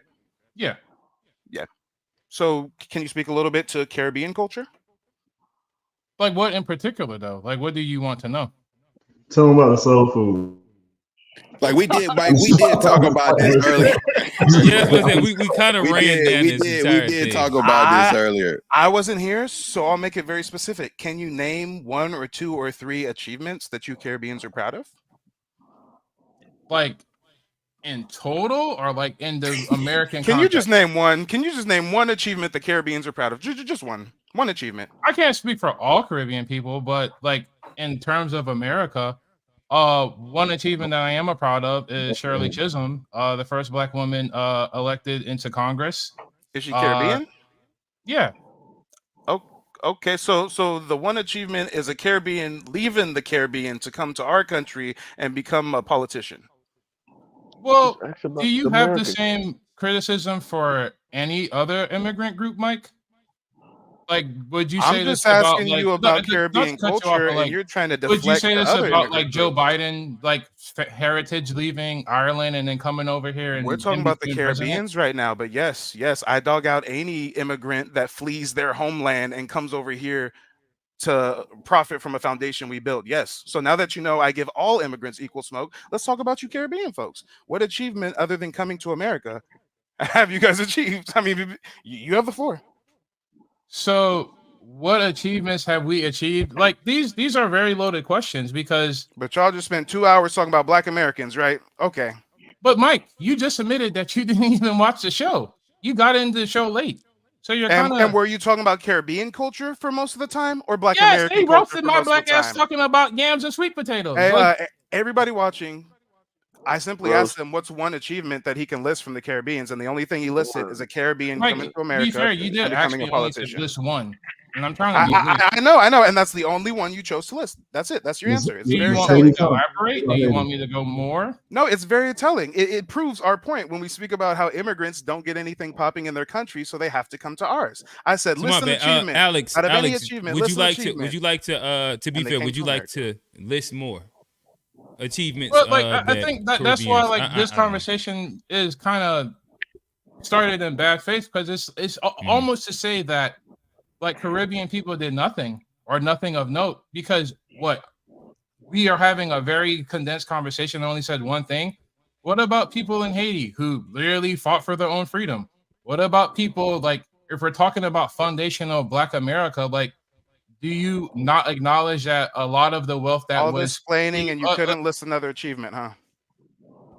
Mike, do you have any intention to have a genuine conversation, or are you here to You're just grandstand deflecting and gaslighting when you could have simply listed like, another I'm just asking, achievement. like, do you want to have a genuine conversation? Because I want to have one with you, but like, I honestly you're just here to don't grandstand care and to posture, like, converse with I a really person can't help who you with can't that. even list any. I just listed achievement. more, but you Okay, like, it's not good sir, enough sir. for you. If the only achievement you're gonna list is a Jamaican coming to America and becoming a politician, then that's your answer, and we can move on. But the whole deflecting about, well, do you talk about Joe Biden like this, and how about the Haitians? Sir, just stop the cap. Just stop the cap. If you were Haitian, I'd be asking you about Haitian culture. So what are you asking me? I already asked the question, and you gave an answer, so we can move on. Okay, if that's how you have genuine conversations, more power to Didn't you. y'all have a sprinter or something? What's his name? The sprinter? Bobsleds or something, right? There you go. No, oh buddy, he's like the fastest man. He won the Olympics. What's his name? Y'all know who I'm So talking like about. that's what I'm saying. Like does entertainment count? I didn't think that's what Mike was asking. Everything counts, Same boat. but peace Okay, game. so but the peace first, game. but like that's It what I'm took an saying. Like FBA any brother to achievement, list any some achievement achievements you'll that the say. Caribbean Hey, one did. at a time. One at a time. One at a Like time. that's what I'm saying. Any achievement worth noting, you'll just say that. Oh, so you're famous for coming here and doing something. So you're gonna assume what I would have responded to if you. I would don't have to listed assume a that's different what you did, achievement. Mike. Oh my god, That's This is literally what sad. you did. This is sad. All Because right, when I said Shirley Chisholm, okay, so she came here and did something here. But because then that's there would not be, like, if we had necessarily a this- Caribbean If this achievement. conversation was extended, then you would be upset that, like, what? How Like, did the Caribbean benefit from Shirley Chisholm or whatever her name was? How did the Caribbean benefit from her not being a politician for them in their homeland, but coming to speak on behalf of United States citizens? so, That don't make so sense. what you're saying is Shirley Chisholm came up Bro. here and disregarded her country and did something for the FBAs and ADOS people. What I'm saying is whatever she So- did so, benefited the like, American if people. this conversation not was the extended Caribbean, and right? done in good faith, you would then ask the question: what have anybody in the diaspora ever done for anyone in the FBA and ADOS movement? And like, I don't And the really answer is think nothing. The diaspora has done nothing for FBAs Nothing. or ADOS. Yes, nothing. So, Pan-Africanism Stokely was Carmichael, invented by that- Black that she Americans. did It has nothing. been Malcolm totally X did one-sided. nothing. Continental Africans don't practice Hey, Pan-Africanism. fellas. So I So, guess yes. right now it's probably like That's a why good you need to moment come to on the kind of show. give Like, y'all. it's like Hold on, I'm Alex. busy running Alex, my own Mike, show. real I quick. don't have time to just come on the show like that. But thank you for the invite. Alex, Mike, really quickly. I guess right now it's probably like a good like pivot spot to allow y'all both to give like a minute apiece. It sounds like he was asking because y'all was just gonna keep talking over each other. Alex, he asked, are there things that you would list that people of the diaspora have done for FBA? I'll put a minute on the clock and I'll allow you to list, and then Mike, I'll give you a minute to respond to that. Yeah, thanks. Go ahead, Alex. There's not really a list to talk about. Like, I'm not trying to have a conversation in that way where like I'm tallying up things that people who came from certain islands and certain states did. Like, I don't think we do that for any other context, so I'm not gonna indulge into that. What I'm ultimately saying is the grand point I'm making is You're not gonna a lot- indulge. You got allow him to get it off, Mike. Go ahead. He just said he's not going to indulge, so he's not going to answer your question, right? I think I'm just. I don't giving think him Mike his is really here his to pure have minute. a genuine conversation, and I think that's somewhat disappointing. I'm just not for this planning. The host just said, "Can you list anything the diaspora has done for FBAs?" And you didn't start listing nothing. Can I help? All right. So hold on. I just want to give Alex his full minute. You got 35 seconds left. Keep going.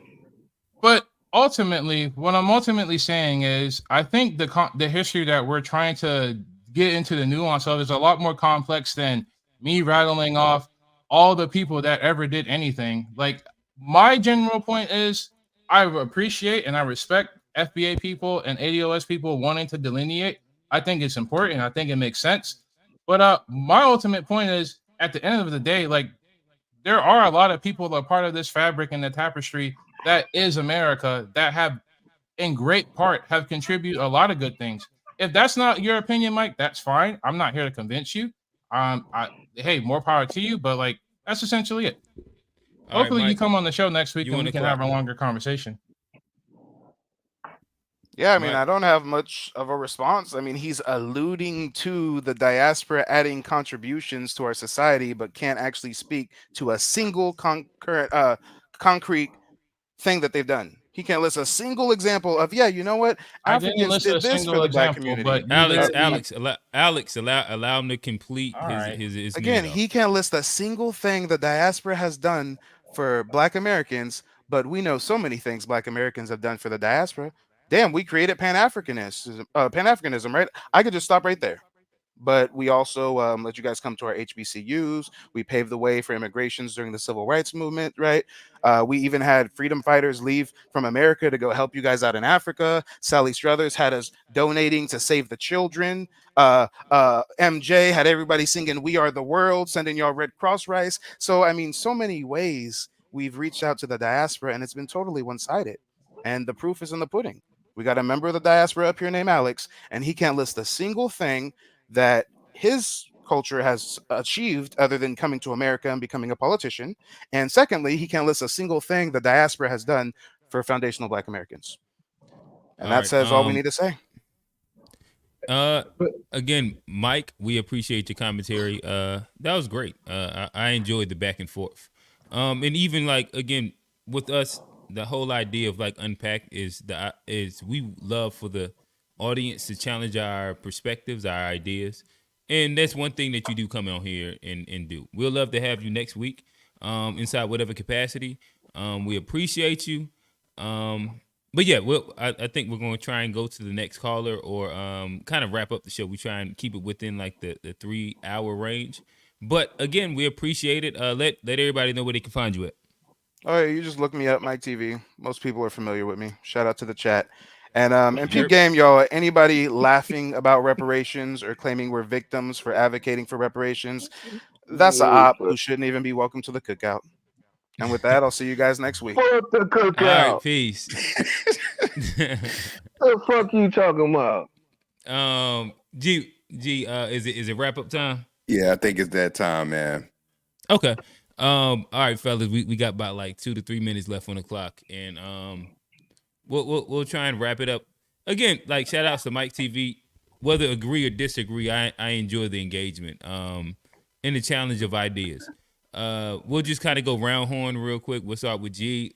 Tell everybody where they can find you at. I heard Trey he building an FBA fan base, so they trying to find out who David Walker is. But G up top. Yo, man, appreciate everybody tapping in. Make sure you follow at GSHPOD, where you can listen to the G Shit podcast, where we focus on family, friends, finances, freedom, and our future, and fuck everything else. Make sure y'all tap in at GSHPOD. Alex. I think this was a good conversation, very productive. Kind of got off the rails a little bit, but that's what we're here to have these long ended conversations with. So looking forward to the next one for next week. Yeah, Trey. What's up, everybody? Appreciate y'all having me on. Yeah, but everybody go to rallyforreparations.com. June 15th. It's a reparations rally in DC. So we really trying to put some energy behind that. And it's New Black Media Appreciation Month. So everybody check out Professor Black Truth.